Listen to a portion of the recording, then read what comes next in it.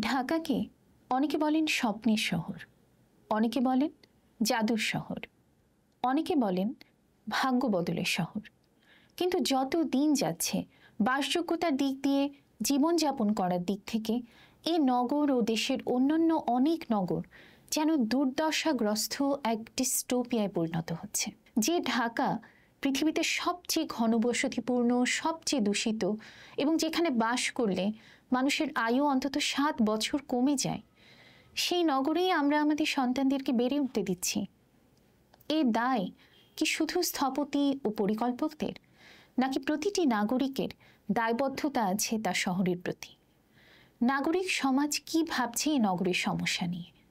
এই সময় নাগরিক সমাজে, রাজনীতিতে সংস্কারের এত দাবি আমরা দেখছি, কিন্তু নগর সংস্কার নিয়ে কোনো আলাপ নেই কেন? এসব প্রশ্ন নিয়ে আজকের নগরনামার পর্বে আপনাদের স্বাগত জানাই।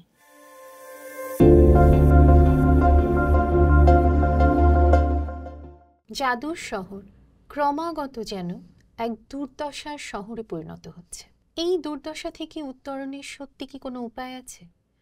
আমরা কি আমাদের সেই জাদুর শহরে আবার ফিরে যেতে পারি? এই উত্তরণের উপায় এবং নানা সমস্যা নিয়ে আলোচনা করার জন্য আজ নগরনামার এই পর্বে আমাদের সাথে যুক্ত হয়েছেন ব্যারিস্টার ওমর সাদাত। ব্যারিস্টার ওমর সাদাতকে আমি স্বাগত জানাই আমাদের নগরনামার এই পর্বে।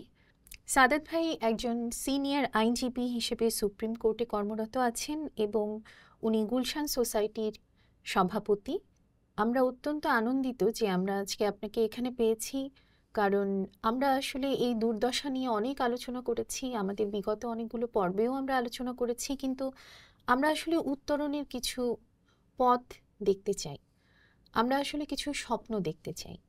তো সেগুলো নিয়ে আপনার সাথে আজকে আলোচনা করব। তো আমার প্রথম প্রশ্ন আপনার কাছে, যে আপনি তো এই শহরে জন্মেছেন, এই শহরেই বড় হয়েছেন, আপনার চোখে ঢাকা কি? প্রথমেই আপনাদের পোস্টকে ধন্যবাদ যে এই নগরনামার মতো একটা গুরুত্বপূর্ণ বিষয় আছে। আসলে এর চেয়ে কোনো গুরুত্বপূর্ণ বিষয় এই মুহূর্তে আর হতে পারে না। এত একটা গুরুত্বপূর্ণ বিষয় নিয়ে আপনারা একটা আলোচনা তৈরি করেছেন, একটা পডকাস্ট করছেন। অনেকের কাছে ঢাকা অনেক রকম। ঢাকা একটা সম্ভাবনার শহর, ঢাকা একটা বিরোধের শহর, ঢাকা প্রাণ শক্তি, ঢাকা সৃজনশীলতা, ঢাকা একটা উদ্যোগের শহর। আবার একই সঙ্গে ঢাকা অবস্থাপনা, বৈষম্য, সংকটের শহর। কার কাছে ঢাকা কি সেটা নির্ভর করে কে কীভাবে ঢাকা শহরকে ব্যবহার করছে। ঢাকা শহর প্রতিদিন লক্ষ লক্ষ মানুষ আসছে। কেউ আসছে জীবিকার জন্য, কেউ আসছে চাকরির জন্য, কেউ আসছে শিক্ষার জন্য, কেউ আসছে চিকিৎসার জন্য। ঢাকা শহরে আমার জন্ম, ঢাকা শহরে বেড়ে উঠেছি। ঢাকায় আমি সাইকেল চালানো শিখেছি এই রাস্তায়, এই লেকগুলোতে আমি সাঁতার কাটা শিখেছি। আমার ঢাকা শহরে আমার প্রথম প্রেম ঢাকা শহরে। ঢাকা শহরে প্রেম করে গাড়ি চালিয়ে ঘুরেছি। ঢাকা শহরে আমার বিয়ে, ঢাকা শহরে আমার জীবিকা, আমার 2টো ছেলে হয়েছে ঢাকা শহরে। ইকোনমিস্টের দৃষ্টিতে পৃথিবীর নিকৃষ্টতম শহর হচ্ছে ঢাকা শহর। আমার চোখে ঢাকা ভালোবাসার শহর। এটা আমার ভালোবাসার ঢাকা। চমৎকার। মানে আমরা আসলে সবাই ঢাকাকে ভালোবাসি এবং বিদেশে যখন যাই, বিদেশে যখন থাকি, তখন আমরা ঢাকা নিয়ে অনেক নস্টালজিয়ায় ভুগি। কিন্তু ইন্টারেস্টিংলি আমরা যখন ঢাকায় থাকি তখন ঢাকার রাস্তায় একটা চিপসের প্যাকেট ফেলতে আমরা দ্বিধাবোধ করি না। এই ভালোবাসার শহরেই আমরা নোংরা ফেলি, আমরা নোংরা করি এই শহরকে। কিন্তু বিদেশে যখন যাই তখন কিন্তু আমরা ওখানকার নিয়ম শৃঙ্খলা, আইন কানুন সব কিছু মেনেই চলি, বেশ ভালো মতো মেনে চলি। তো এটা আমরা কেন করি বলে আপনার মনে হয়? এটা কি আসলে গভর্নেন্সের সমস্যা, নাকি এটা আমাদের স্বভাবগত কোনো সমস্যা? দুটোরই সংমিশ্রণ। মানে আমাদের কাছে, আমি গুলশান সোসাইটির সভাপতি হিসেবে আমার একটা দায়িত্ব হচ্ছে যে আমাদের গুলশান সোসাইটির পক্ষ থেকে আমরা গুলশানের রাস্তাগুলো পরিষ্কার করি। সিটি কর্পোরেশন আমাদেরকে দায়িত্ব দিয়েছে গুলশানের রাস্তাগুলো পরিষ্কার করার। আপনি থেকে অবাক হবেন, সাধারণ মানুষ কিন্তু রাস্তা পরিষ্কার রাখে, আর নোংরা করে গুলশানের কিছু বড়লোক মানুষরা যারা প্রতিদিন ঘরের ময়লাগুলো নিয়ে রাস্তার মধ্যে ফেলে রেখে যায়। গুলশানের বিভিন্ন রাস্তায় আপনি দেখবেন ব্যানার টাঙানো আছে, রাস্তায় ময়লা ফেলে 5,000 টাকা জরিমানা। অথচ প্রতিদিন কমপক্ষে 10 থেকে 15টা বাসা থেকে ভিতরে ময়লাগুলো নিয়ে রাস্তার উপর ফেলে যায়। আমরা যাই, তাদেরকে জরিমানা করি। আমার মনে হয় জরিমানাটা যথেষ্ট না। তারা প্রথমে বলে, কেন, আমরা কি ভুল করেছি? আমরা তো রাস্তার উপর রেখেছি, দেখেন কত সুন্দর করে রেখেছি। আমরা এটা বুঝতে অপারগ যে আমরা রাস্তার মধ্যে ময়লা ফেলা যাবে না। তো আসল বিষয়টা কি? আপনি যদি দেখেন, আপনি যদি ক্যান্টনমেন্টে যান, আপনি কিন্তু দেখবেন রাস্তাঘাট পরিষ্কার, কেউ রাস্তা ময়লা করছে না। তার কারণটা কি? কারণ আমাদের মগজের মধ্যে আছে যে ওখানে ময়লা ফেললে কিন্তু সঙ্গে সঙ্গে পানিশমেন্ট হয়ে যাবে। কিন্তু আমাদের আসলে নিয়মটা যদি আমরা প্রয়োগ না করি, আমরা নিয়ম বানাই নিয়মের জন্য, আর মানুষ ভাবে নিয়ম আমরা তৈরি করি ভাঙার জন্য, কিন্তু নিয়মটা যদি আমরা প্রয়োগ না করি তাহলে তো হবে না। আমার একটা ছোট উদাহরণ দিয়ে আমার নিজের একটা অভিজ্ঞতার কথা বলি। আমি তখন লন্ডন আইন পড়ালেখা করছি, ছাত্র। তো মাঝে মধ্যে বেড়াতে গেলে গাড়ি চালাই। তো গাড়ি চালাতে গিয়ে একবার গাড়ি চালাতে একটু খিদে লেগে গেল, তো মনে হলো এক প্যাকেট চিপস কেনার জন্য। নো পার্কিং হচ্ছে, কেউ নেই আশেপাশে, ভেবেছি জাস্ট যাবো, চিপসের প্যাকেটটা কিনে নিয়ে চলে আসবো। ফাঁকা রাস্তা, খুব ভিড়ও নেই। তো আমি যখন ফেরত আসলাম দেখলাম গাড়ির মধ্যে 120 পাউন্ড এর একটা ফাইন আমার উপর দিয়ে দিয়েছে। তখন আমি সপ্তাহ চলি 60 পাউন্ডে। 60 পাউন্ডে হাত খরচ দিয়ে 120 পাউন্ডের জরিমানা যে একবার খেলাম, সারা জীবনে কিন্তু আমি নিয়মটা ভঙ্গ করি নাই। যখন আমি জানি যে আমি নিয়ম ভঙ্গ করলে আমার ফাইন হবে, সঙ্গে সঙ্গে কিন্তু মানুষ ঠিক হয়ে যায়। এবং এটা কিন্তু ঢাকার মানুষ তার ব্যত্যয় না। আপনি যদি দেখেন যে আমাদের যে ফ্লাইওভারগুলো আছে, নতুন যে ফ্লাইওভারগুলো হয়েছে, সেগুলোর উপরে আমরা দেখা যাচ্ছে যে বাচ্চারা বা আমরা বড়রা 100-150 কিলোমিটার স্পিডে গাড়ি চালিয়ে নিয়ে যাচ্ছি। পুলিশ এখানে করলো কি? পুলিশ বললো যে আমাদের এখানে ক্যামেরা লাগিয়ে দিল এবং এআইতে বললো যারা আপনারা 80-র উপরে গাড়ি চালাবেন তাদের ঘরে ঘরে কিন্তু ফাইন পৌঁছে যাবে। এবং আসলে কিন্তু প্রত্যেকের ঘরে ঘরে হচ্ছে। এবং প্রত্যেকের ঘরে ঘরে যখন সাইনবোর্ডে দেখলাম যে আমরা প্রতিদিন গতকালকে এতজনকে ফাইন করা হয়েছে, এবং প্রত্যেকের ঘরে ঘরে যখন ফাইন পৌঁছে যাওয়া শুরু হলো, 2 সপ্তাহের মধ্যে কেউ আর সেখানে জোরে গাড়ি চালাচ্ছে না।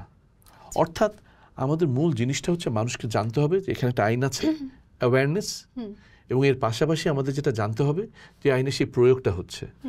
আমরা যদি অ্যাওয়ারনেসটা ক্রিয়েট করি এবং এরপর যদি আমরা প্রয়োগ করি, মানুষ মানবে। কারণ আমরা বাংলাদেশিরা তো বিদেশে বিখ্যাত, যে বাংলাদেশিরা কিন্তু বিদেশে বিখ্যাত তার নিয়ম মেনে চলে, নিয়ম ভাঙে না। আমরা খুব নিয়ম মেনে চলা জাতি। কিন্তু বাংলাদেশে গেলেই যে বললেন গাড়ি থেকে ময়লার প্যাকেটটা বাইরে ফেলে দিই, কারণ আমরা জানি যে ময়লা ফেললে আমার কোনো পানিশমেন্ট নেই। আমরা যদি জানি সেটার আমার আইনের প্রয়োগ হবে, আমরা নিশ্চয়ই আইন মেনে চলবো। আমার বিশ্বাস এটা খুব সহজে করা সম্ভব, শুধু আইনের প্রয়োগটার প্রয়োজন। আমরা ঢাকার দুর্দশার কথা বললাম। দুর্দশার কথা চিন্তা করলে প্রথম যেটা মনে হয় সেটা হচ্ছে দূষণ। দূষণের মধ্যে আছে শব্দ দূষণ, বায়ু দূষণ।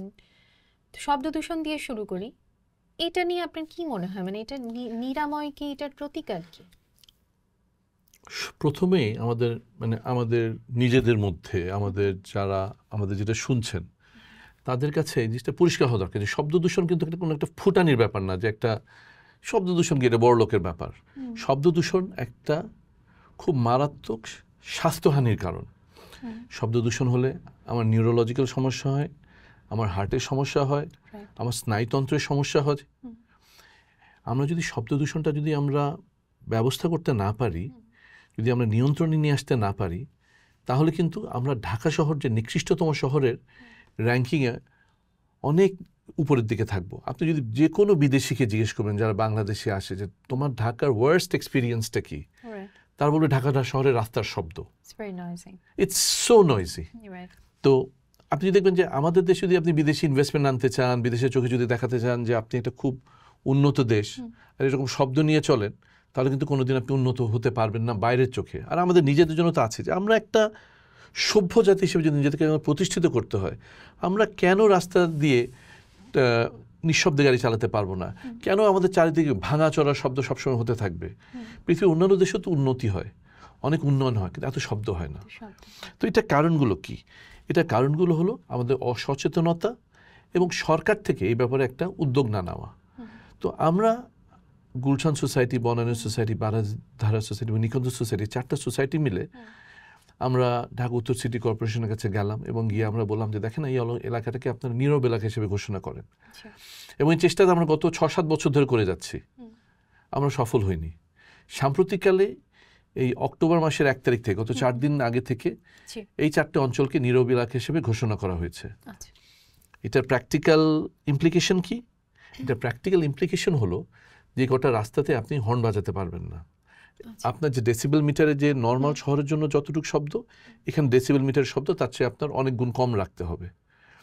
এটা আপনি বলতে পারেন এটা তো আগেও হয়েছে, এয়ারপোর্ট রোড হয়েছে, বিভিন্ন জায়গায় প্রধান উপদেষ্টার বাসার সামনে হয়েছে, কেউ মানে না। এটা একটা ফেলনা জিনিস, এটা একটা হাস্যকর জিনিস যে লেখা আছে যে ভিক্ষুক মুক্ত এলাকা, তার নিচে যেমন ভিক্ষুক ভিক্ষা করছে, এটা ঠিক একই রকম একটা বিষয়। তো আমাদের কাছে এটা চ্যালেঞ্জ, স্পেশালি গুলশান সোসাইটির কাছে এটা চ্যালেঞ্জ। আমরা এটার জন্য কি করছি? আমরা এটার জন্য অনলাইন এবং অফলাইন অ্যাক্টিভেশনের ব্যবস্থা করছি, যে মানুষকে বিভিন্ন ধরনের সাইনেজ দিয়ে বোঝানো যে আপনি এখানে হর্ন বাজাতে পারবেন না, জনসচেতনতা সৃষ্টি করা। এবং সবাই আমরা আজকে ফেসবুক দেখি, ফেসবুকের মাধ্যমে এবং রাস্তার সাইনেজের মাধ্যমে মানুষকে এটা অ্যাওয়্যার করা। এটার মধ্যে আমরা বিভিন্ন ধরনের যে ইনফ্লুয়েন্সার আছে তাদেরকে আমরা ভিতরে জড়িত করার চেষ্টা করছি কাজগুলোর মধ্যে।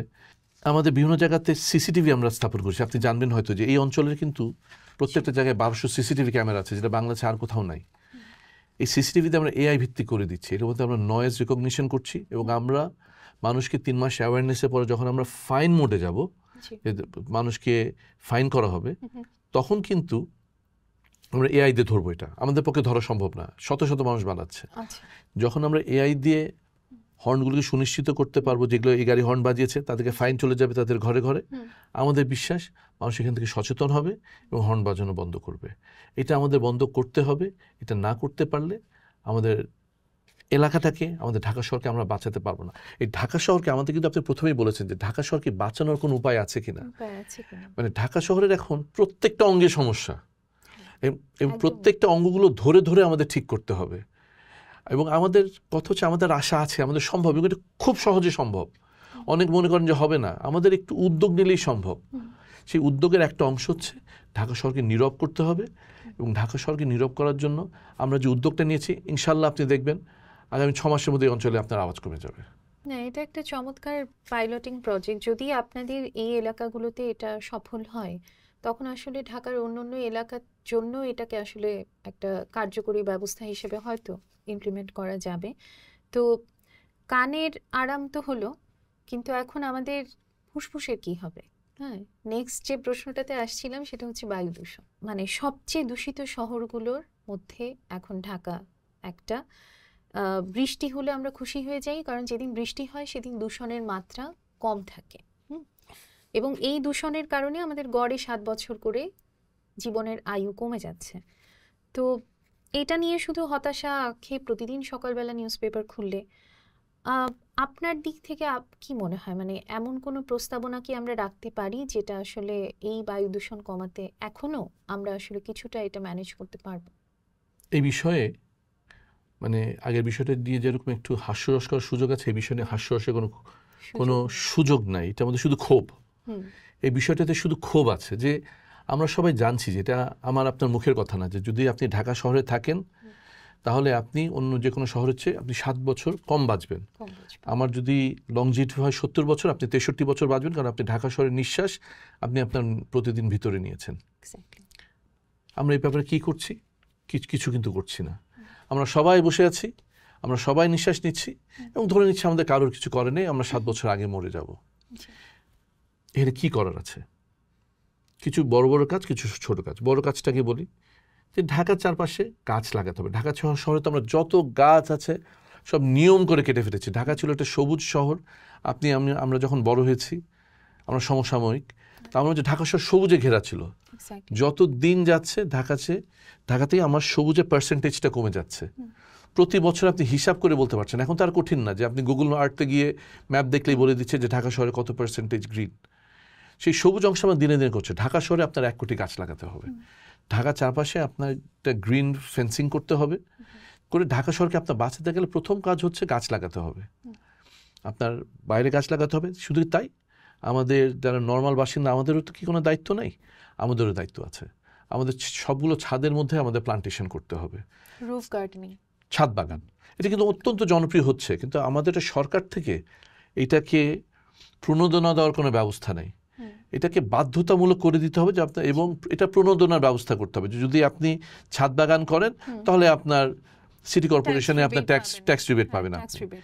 এটা যদি আপনি করেন, মানুষের মধ্যে মানুষ গাছ লাগাতে চায়। এবং আপনি দেখবেন ঢাকা শহরের মানুষের চেয়ে গ্রামগঞ্জের মানুষ কিন্তু আপনি অনেক বেশি গাছ লাগে। আপনি যদি আজকে একটা গ্রামের হাটে যান, আমি জানি না আপনি যান কিনা, আপনি দেখবেন প্রচুর মানুষ একটা মুরগির সঙ্গে একটা গাছ কিনে নিয়ে আসছে। ঢাকা শহরে কিন্তু আপনি সেটা দেখবেন না। আমরা ঢাকা শহরের মানুষকে গাছ লাগানো তো উদ্বুদ্ধ করতে হবে, এনগেজ করতে হবে, যেন তার জন্য আসে গাছ লাগায়। এটার জন্য সরকারি প্রণোদনা দিতে হবে। দ্বিতীয় জিনিসটা করতে হবে যে আমাদের প্রত্যেককে সচেতন হতে হবে আমাদের গাড়িটা যেন ফিটনেস পাস করে, এবং এই ফিটনেস যেন ফিটনেস না যে আপনি যদি এখন বিআরটিএতে যান আপনি ঘুষ দিয়ে যে কোনো বিষয় আপনি ফিটনেস করে নিয়ে আসতে পারেন, কোনো ব্যাপারে শুধু টাকার বিষয়। আপনি 2,000 টাকা দিবেন না 20,000 টাকা দিবেন, এখন আপনার গাড়ি ঠিক করতে যদি 2 লাখ টাকা লাগে আপনি 20,000 টাকা খরচ করে ফিটনেসটা করিয়ে নিয়ে চলে আসবেন। আপনার বিআরটিএ কি একটা কার্যকরী সংস্থা করতে হবে, unless and until it is effective BRTA আপনি কিন্তু গাড়ির এই দূষণ বন্ধ করতে পারবেন না। এই আমরা আগে দেখেছিলাম একসময় যে 4 স্ট্রোক ইঞ্জিন 2 স্ট্রোক ইঞ্জিন, এখন তো আবার 2 স্ট্রোক ইঞ্জিন চলে আসছে, সব দিকে ধোঁয়া। ঢাকা শহরে গেলে আপনার কালো ধোঁয়া, আপনি যদি নিঃশ্বাস নেন, আপনি যদি ঢাকা শহর পরে আপনি আপনার নস্ট্রিলটা পরিষ্কার করেন দেখবেন সব কালো ধোঁয়া। কিন্তু এই কালো ধোঁয়া তো কালো ধোঁয়া না, আপনার তো লাংসের মধ্যে যাচ্ছে। আমাকে একবার লাংসের ক্যান্সার হওয়া এক পেশেন্ট আমার আত্মীয় ছিলেন, তো সেই পেশেন্টের যখন লাং ক্যান্সার পর অপারেশনটা হলো উনি আমাকে দেখালেন যে ঢাকা শহরের ধোঁয়া ভিতরে নিয়ে তার কী হয়েছে। পুরো আপনি যদি লাংসটা দেখেন কাবার মতো পুরো অঙ্গার হয়ে গেছে একদম, এই নিঃশ্বাসগুলো ভিতরে নিয়ে। এটা আমি আপনাকে ছবিটা দেখাতে পারলে ভালো হতো। তো এই জিনিসটা বন্ধ করতে হবে, গাড়ির মধ্যে থেকে দূষণ বন্ধ করতে হবে। নির্মাণ সাইটগুলো, প্রচুর নির্মাণ সাইটগুলো থেকে ধুলা ময়লা বেরোয়। পৃথিবীর সব দেশে একটা ফেন্সিং করার সিস্টেম আছে, এটা কাভার করে দেয়, এটা খুব বেশি খরচও হয় না। কিন্তু এটা যেহেতু কোনো প্রয়োগ নাই, আইন কিন্তু আছে। আপনি আর্কিটেক্ট মানুষ, আপনি জানবেন যে আমাদের যে ইমারত নির্মাণ বিধিমালা আছে তার মধ্যে ফেন্সিং এর নিয়ম আছে, সেই আইনটাকে পালন করে না, কারণ আইন কোনো প্রয়োগ নাই। বড় বড় ডেভেলপাররা করছে কিন্তু বেশিরভাগ কনস্ট্রাকশন সাইটে এটা ফলো করছে। এটা কত পার্সেন্ট বলেন? 5%, খুবই কম, ম্যাক্সিমাম 5%। জি, ইটভাটাগুলো ঢাকার বায়ু দূষণের প্রধান কারণ হচ্ছে ইটভাটা। সরকার প্রতি বছর নিয়ম করে ইটভাটা বন্ধ করে, এবং আমরা আইনজীবীরা এটার জন্য প্রচণ্ডভাবে দায়ী। আমরা হাইকোর্টে গিয়ে একটা রিট পিটিশন করি, আবার তারা 6 মাসের জন্য পেয়ে যান, আবার সামনের বছর গিয়ে একই ঘটনা। আর আমরা যারা বাড়ি তৈরি করি বা আমরা যারা ডেভেলপার কোম্পানির সঙ্গে আছি, তারা কিন্তু ওই 12 টাকা দিয়ে পরিবেশ বান্ধব ইট না কিনে 9 বা 10 টাকা দিয়ে এই পোড়ানো ইট কিনি। আমাদের সবার কাছে এই 2 বা 3 টাকার দাম আমার 7 বছর জীবনের দামের চেয়ে বেশি। এই 2-3 টাকার জন্য কিন্তু আমরা 7 বছর জীবনটা আমরা দিয়ে দিচ্ছি, আমরা এটা নিয়ে কেয়ার করি না। আমরা যদি নিজেদেরকে সচেতন করতে না পারি যে না আমরা এই 2-3 টাকা কমে ইট কিনবো না, আমরা পরিবেশ বান্ধব ইট কিনবো, তাহলে কিন্তু এই জিনিসটা আর হয় না। আপনি দেখবেন যে সরকার কিন্তু একসময় এই পরিবেশ বান্ধব ইট তৈরি করার জন্য অনেক ঋণ দিয়েছিল, স্বল্প ইন্টারেস্টে ঋণ দিয়েছিল প্রত্যেকটা প্রজেক্ট, কংক্রিট ব্রিক্সের জন্য। প্রত্যেকটা প্রজেক্ট ফেল করে গেছে, each and every one failed. Why? Because people prefer to buy the cheaper material. এবং তারা গাছ পোড়ানো দিয়ে যেমন একদিকে যেমন গাছ পুড়ছে, অন্যদিকে সেরকম ধোঁয়া উঠছে, পরিবেশ ধ্বংস হয়ে যাচ্ছে। এটা বন্ধ করতে হবে। সরকারকে কি বললে সরকার এটা করবে জানি না, মানুষকে কি বুঝালে বুঝবে আমরা জানি না, কিন্তু এই জিনিসটা আমাদের করতে হবে। সরকারকে অত্যন্ত সঠিকভাবে এই আইনটাকে প্রয়োগ করতে হবে। এতক্ষণ আমরা যে দুর্দশাগুলো নিয়ে কথা বললাম, বায়ু দূষণ, শব্দ দূষণ, সেগুলোতে জেনারেলি আমরা সবাই এফেক্টেড হচ্ছি। কিন্তু কিছু মানুষ আছে যারা আসলে অনেক বেশি এফেক্টেড হচ্ছে। তারা হচ্ছে যারা আমাদের ইনফর্মাল সেটেলমেন্টগুলো বা যদি চলতি ভাষায় বলি বস্তিতে যারা থাকছেন। এখন এই বস্তিগুলোকে আমরা জানি এগুলো ইলিগাল ল্যান্ডে হচ্ছে, এগুলো ইলিগাল সেটেলমেন্টস। কিন্তু এটাও সত্যি যে এখানে যত জলবায়ু অভিবাসী বা ক্লাইমেট মাইগ্রেন্টস যারা ঢাকায় আসেন জীবিকার সন্ধানে, তারা কিন্তু এখানেই থাকেন, এবং যখন থাকেন এরাই কিন্তু আমাদের শহরটার চালিকা শক্তি, আমাদের সার্ভিস সেক্টরটা আসলে এরাই চালায়। এই যে একটা চিরন্তন একটা কনফ্লিক্ট যে এরা ইলিগাল, এদেরকে আমরা এফেক্ট করব, এদেরকে আমরা উঠিয়ে দেব, হ্যাঁ, কিন্তু এরা উঠছে না, কোনো না কোনোভাবে এই ব্যবসাটা চলছে, ওই সেটেলমেন্টগুলো রয়ে যাচ্ছে। যেটা হচ্ছে না সেটা হচ্ছে তাদের কিছু বেসিক হিউম্যান রাইটস, যেমন স্বাস্থ্য ব্যবস্থা, সুপেয় পানি, শিক্ষা, জীবনের যে মৌলিক অধিকারের যে বিষয়গুলো, সেগুলো কিন্তু এনশিওর্ড হচ্ছে না, যদিও এই মানুষগুলো বছরের পর বছর আমাদের শহরকে সার্ভিস দিয়ে যাচ্ছে। এই বিষয়গুলোকে আসলে আমাদের সরকার বা স্থানীয় সরকার, রাজনৈতিক দল, হ্যাঁ, এদের পক্ষ থেকে কি আপনি কোনো কাজ দেখছেন কিনা, কিংবা ভবিষ্যতে আপনি কোনো সম্ভাবনা দেখেন কিনা যে এদেরকে আরও ডিগনিফাইড একটা লিভিং এবং ওয়ার্কিং কন্ডিশন দেওয়ার জন্য কিছু করার সম্ভাবনা আছে কিনা? আপনি যখন বস্তি নিয়ে কথা বলছেন, আপনি একজন আর্কিটেক্ট হিসেবে, স্থপতি হিসেবে নিয়ে আপনি নিশ্চয়ই জানেন যে আমাদের বস্তিগুলোর দুরবস্থার কথা। জি মনুষ্যত্বের যে কত বড় পরাজয়, না আমাদের মতো গরিব দেশের জন্য যে মনুষ্যত্বের যে একটা কত বড় পরাজয়, সেটা একটা বস্তিতে না গেলে বোঝা যায় না। মানে এখানে আপনার প্রতিদিন পানির জন্য যে লড়াই মাদের, কোনো শিক্ষা ব্যবস্থা নাই, কোনো বিদ্যুৎ নাই, গ্যাসের কথা তো বাদই দিলাম, জি প্রতিদিনের বেঁচে থাকা একটা সংগ্রাম। আমার কিছু অভিজ্ঞতা আছে বস্তিবাসীদের সঙ্গে কাজ করবার জন্য। তো আমাদের ঢাকা শহরে আপনার ধারণা কত % বস্তিবাসী আপনার ধারণা ঢাকা শহরে? আমার এক্সাক্ট ফিগারটা মনে নেই, জানতাম 40%। 40%। অর্থাৎ আমাদের 5 জনের মধ্যে 2 জন মানুষ বস্তিতে থাকে। রাইট। অথচ এই 5 জন আমাদের ঢাকা শহরে যদি আপনি রিসোর্সেস বলেন যে আমি ঢাকা সিটি কর্পোরেশন বা আমি গণপ্রজাতন্ত্রী বাংলাদেশ সরকার, জি তার কত % রিসোর্সেস আমি অ্যালোকেট করছি বস্তিবাসীর জন্য? রাইট। Not even 5%। অর্থাৎ আমার সমস্ত রিসোর্সেস আমি ব্যয় করছি আমার 3/5 মানুষের জন্য, 2/5 মানুষকে আমি ভুলে যাচ্ছি। রাইট। এরা কিভাবে বাঁচবে? এদেরকে তো বাঁচাতে হবে, কারণ এদেরকে যদি না বাঁচাই তাহলে তো আমরা বাঁচতে পারবো না। কারণ ঢাকা শহরের সম্পূর্ণ সার্ভিস সেক্টরটা এরা দিচ্ছে। জি আপনি এদেরকে আজকে বন্ধ করে দেন, কালকে আপনি ঢাকা শহরে থাকতে পারবেন না। তাহলে আমাদের কি করণীয় আছে? সরকারকে সবার আগে এটা মেনে নিতে হবে যে তারা আমাদের শহরের একটা অংশ, অঙ্গাঙ্গিভাবে আমাদের সঙ্গে তাদের জীবন জড়িত। এটা যতক্ষণ পর্যন্ত সরকার এটা না মানবে, এটা কিন্তু হবে না। আপনি যদি বলেন যে কালকে আমি উঠিয়ে দিব, আপনি উঠিয়ে দিতে পারবেন না।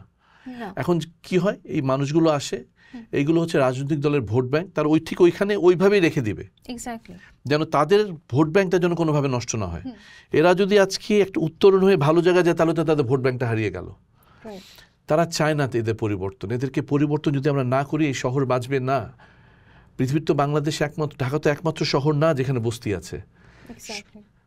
আপনি সব বড় বড়, আপনি যদি তৃতীয় বিশ্বের যে কোনো বড় বড় শহরে যান, সব জায়গায় বস্তি আছে, কিন্তু সেই সব বস্তির অবস্থা কি এই ঢাকার বস্তিগুলোর মতো? এরকম জঘন্য বস্তি বোধহয় কোথাও নাই। মানবতার এত বড় পরাজয় বোধহয় ঢাকার বস্তির চেয়ে অন্য কোথাও নাই। সারা রাত ধরে মানুষ বসে থাকে সকালবেলা 1 কলসি পানি নেবে বলে। মহিলারা দিনের পর দিন বাথরুমে যায় না, কারণ বাথরুম করার কোনো জায়গা নেই। এটা কীভাবে সম্ভব? আমাদের একটা কমিউনিটি ডেভেলপমেন্ট মডেল করতে হবে। সরকারকে মনে করতে হবে যে এইগুলো আমাদেরই মানুষ, এদেরও মানবাধিকার আছে, এদেরও বেঁচে থাকার অধিকার আছে। প্রতিটা এলাকায় কমিউনিটি ডেভেলপমেন্ট মডেল করতে হবে। করে বিভিন্ন এনজিও আছে, আপনি সরকারের সব টাকা নিয়ে আমরা মানি, বিভিন্ন এনজিও আছে, বিভিন্ন বিশ্ব সংস্থাগুলো আছে, তাদের কাছে সহযোগিতা নিয়ে কাজগুলো শুরু করা যায়। এবং এটা খুব সহজে করা সম্ভব যদি সরকারের সদিচ্ছা থাকে। কিন্তু প্রথম প্রশ্ন হলো, এদেরকে আমরা মানুষ মনে করি কি করি না? আমরা এদেরকে মানুষ মনে করি না। এদেরকে আমরা যতক্ষণ পর্যন্ত মানুষ না মনে করব, বস্তির উন্নয়ন হবে না। এদেরকে মানুষ মনে করতে হবে। আপনার কি মনে হয় যে আমরা তো এখন সাস্টেইনেবল ডেভেলপমেন্ট গোলগুলো ধরে আমাদের দেশের ডেভেলপমেন্ট প্ল্যানটা আগাচ্ছি, তো সাস্টেইনেবল ডেভেলপমেন্ট গোলসের মধ্যে একটা অন্যতম গোল হচ্ছে অ্যাফোর্ডেবল হাউজিং, সাশ্রয়ী আবাসন। এবং আমার জানা মতে বিগত বেশ কয়েক বছরে প্রায় এরকম 400-500 সাশ্রয়ী আবাসন প্রকল্প বিভিন্ন রেসিডেন্সিয়াল এলাকাতে নেওয়া হয়েছে, দেশের বিভিন্ন অঞ্চলেও করা হয়েছে, মানে প্রকল্পগুলো করা হয়েছে। কিন্তু জাস্ট আজকেই আমি একটা রিপোর্ট দেখছিলাম যে 500টা আবাসন প্রকল্পের মধ্যে শেষ হয়েছে খুবই কম, বা ওটা বাস্তবায়িত হয়েছে অত্যন্ত কম। আমাদের জমির অভাব নেই, আমাদের একরকে একর খালি জমি পড়ে আছে, কিন্তু আবাসনগুলো হচ্ছে না, এই সাশ্রয়ী আবাসনগুলো, বা ওগুলো এমন জায়গায় হচ্ছে যেখানে আসলে ওখানে যাদের থাকার জন্য করা হচ্ছে, তাদের জন্য তাদের ওয়ার্ক প্লেস থেকে ওই আবাসনগুলো এতটাই দূরে যে তারা আবার ঘুরে ফিরে ওই করাইল বস্তি বা শহরের ভেতরকার যে বস্তিগুলো, সেখানেই থাকাটা প্রেফার করছে, কারণ সে পায়ে হেঁটে তার কাজের জায়গাটাতে যেতে পারে। তো এই জায়গাটাতে কি আপনার মনে হয় যে মানে আমাদের সাশ্রয়ী আবাসন নিয়ে যে চিন্তা, এই চিন্তার ফ্রেমওয়ার্কটাই আসলে আমাদের পাল্টানো দরকার? বা এই যে আমি বস্তিবাসী মানুষদের যে একটা ডিসেন্ট একটা লিভিং এনভায়রনমেন্ট দেওয়ার কথা বলছি, এটা আসলে সাশ্রয়ী আবাসনের মাধ্যমেই সম্ভব? আপনি যদি আমাদের ঢাকা শহরটাকে দেখেন, বা আমাদের যে অঞ্চল হিসেবে আমরা ভাগ করেছি, মিরপুর বলেন, মোহাম্মদপুর বলেন, ধানমন্ডি বলেন, সেগুন বাগিচা বলেন, এগুলো কিন্তু সবগুলো গভর্নমেন্ট ডেভেলপড। প্রথমে কত মিনিস্ট্রি অফ হাউজিং, পরে করলো রাজুক। Right. রাজুক ওই 2001-2000 ওই পূর্বাচলের পরে রাজুক আর কোনো প্রজেক্ট নেয় নেই হাতে। হ্যাঁ। এবং এই যে রাজুকের যে প্রজেক্টটা, পূর্বাচলের যে প্রজেক্টটা, সেটা হয়ে কিন্তু এখন পর্যন্ত মানুষ এখানে কোনো মুভ করতে পারে নাই। এর পাশাপাশি যদি এর পরে যেগুলো এসছে, আপনি যদি বেসরকারি খাতে আপনি বসুন্ধরা দেখেন বা আর্মির তৈরি আপনি জলসিঁড়ি দেখেন, তার 10-15 বছর পরে এসে কিন্তু সব হ্যান্ডওভার হয়ে ঘরবাড়ি উঠে যাচ্ছে। আমার প্রশ্ন, এটা কি ইচ্ছাকৃত? আমি অ্যাফোর্ডেবল হাউজিংয়ে পরে আসছি। ঢাকার কোনো আবাসন পরিকল্পনা নাই। ঢাকার যে আমাদের 2 কোটি মানুষ আমরা থাকি, কিভাবে থাকি, তাদের বাড়ি ভাড়া কত, তারা কিভাবে থাকবে, আমার আগামী 10 বছর পরে আবার কতগুলো বাড়ির দরকার হবে, কিছু পরিকল্পনা নাই। এগুলো নিয়ে কোনো চিন্তা ভাবনা নাই। তাহলে আমাদের প্রথম প্রশ্নটা কি? আমাদের একটা আবাসন পরিকল্পনা হতে হবে। আমাদের মতো যারা মধ্যবিত্ত, উচ্চবিত্ত যারা আছেন, তারা কিন্তু কোনো রকমের ব্যবস্থা করে নিচ্ছেন। কিন্তু যারা নিম্ন আয়ের মানুষ, তাদের জন্য, মিডল ইনকামদের জন্য যে একটা আবাসিক প্রকল্প বা নিম্নবিত্তদের জন্য আবাসিক প্রকল্প, যেখানে আগে যেগুলো হতো সেগুলোই তো এখন হচ্ছে না। আর এগুলোর কথা তো প্রশ্নই ওঠে না। আপনার যদি ঢাকা শহরকে বাঁচাতে হয়, আমরা কিন্তু প্রথমে বলছি যে ঢাকা শহরের জন্য স্বপ্ন কি? এটা স্বপ্নের শহর, জাদুর শহর। ঢাকা শহরের স্বপ্নটা কি? আমাদের ঢাকা শহরে তো মানে প্রথম কথা হলো আমি একটা থাকার জায়গা চাই। মানে শহর তো শুরু থাকা নিয়ে। এই থাকার জন্য আমরা কি করছি? আমি পেশায় উকিল, আমি একটা মামলায় ওকালতি করছি। সেটা হলো রাজুকের ঝিলমিল প্রজেক্ট। আচ্ছা। একটা মালয়েশিয়ান কোম্পানি বাংলাদেশে এসে বললো যে আমরা আপনাদেরকে 10,000 ফ্ল্যাট বানিয়ে দিব ঝিলমিল প্রজেক্টে, আপনারা দিন। কত 15 বছর ধরে পড়ে আসে, কিছু হয় না। তাদেরকে বাদও দেওয়া হচ্ছে না, তাদেরকে সামনের দিকে আগাতে যাচ্ছে না। রাজুক বাদ দিতে চায়, বিভিন্ন ধরনের সরকারি মহলে তদবির করে সেটা ঠেকিয়ে দেওয়া হয়। এখন রাজুক বর্তমান পরিস্থিতিতে তারা বলছেন এবার আপনি বাদ দেন, যা কিছু করা লাগে করবো আমরা। সো আমাদের এখানে যে বক্তব্যটা হলো যে আপনার যদি শহরকে বাঁচাতে হয়, নিম্ন আয়ের মানুষের জন্য শহরের মধ্যে আপনি দিয়ে ওই 300 ফিটের পরে গিয়ে পাঠিয়ে দিলে হবে না। এই যে আপনি গুলশানের পাশে করাইল আছে, প্রতিটা এলাকার পাশে পাশে কিন্তু বস্তি আছে। সেই বস্তিগুলোতে আপনি থাকার ব্যবস্থা করেন। এটা কোনো নতুন কোনো কথা না। It is not an rocket science. পৃথিবীর সব দেশে নিম্নবিত্তদের জন্য হাই রাইজ বিল্ডিং করে দিচ্ছে। সেখানে নিম্নবিত্তরা থাকে, তাদেরকে বলে দেওয়া হচ্ছে তুমি এত টাকা দাও, এটা তুমি মালিকানাও পাবা। এবং আপনি যদি 30 বছরের জন্য যদি আপনি জিনিসটাকে ভাগ করে দিতে পারেন, স্কিমের মধ্যে প্রত্যেকটা মানুষ সেখানে যাবে, টাকা দিয়ে থেকে যাবে। কারণ তারা কিন্তু রেন্ট হিসেবে কম টাকা দেয় না। কিন্তু আপনি যদি ঢাকা শহরের বাসা ভাড়া চিন্তা করেন, এটা বস্তির বাসা ভাড়া, আপনি স্কোয়ার ফিটেজ হিসাব করলে কিন্তু নিউ ইয়র্কের বাসা ভাড়া সমান। এটা কিন্তু কম বাসা ভাড়া না। একটা ঘরের ভাড়া 7,000 টাকা, 7,000 টাকা, 8,000 টাকা। তো আপনি যদি স্কোয়ার ফিটে হিসাব করেন, আপনি 8,000 টাকা দিয়ে তো আপনি একটা মাসে মাসে দিয়ে তো আপনি একটা বাসা পেয়ে যাবেন, অ্যাপার্টমেন্ট পেয়ে যাবেন, if there is proper planning. সরকারের তো জমি আছে, এটা সরকারি জমি, সরকার এগুলো তো করছে না কেন? এটা পরিকল্পনার অভাব, এটা উদ্যোগের অভাব, সিন্ডিকেটও একটা ইস্যু, এবং এটা রাজনৈতিক সদিচ্ছা।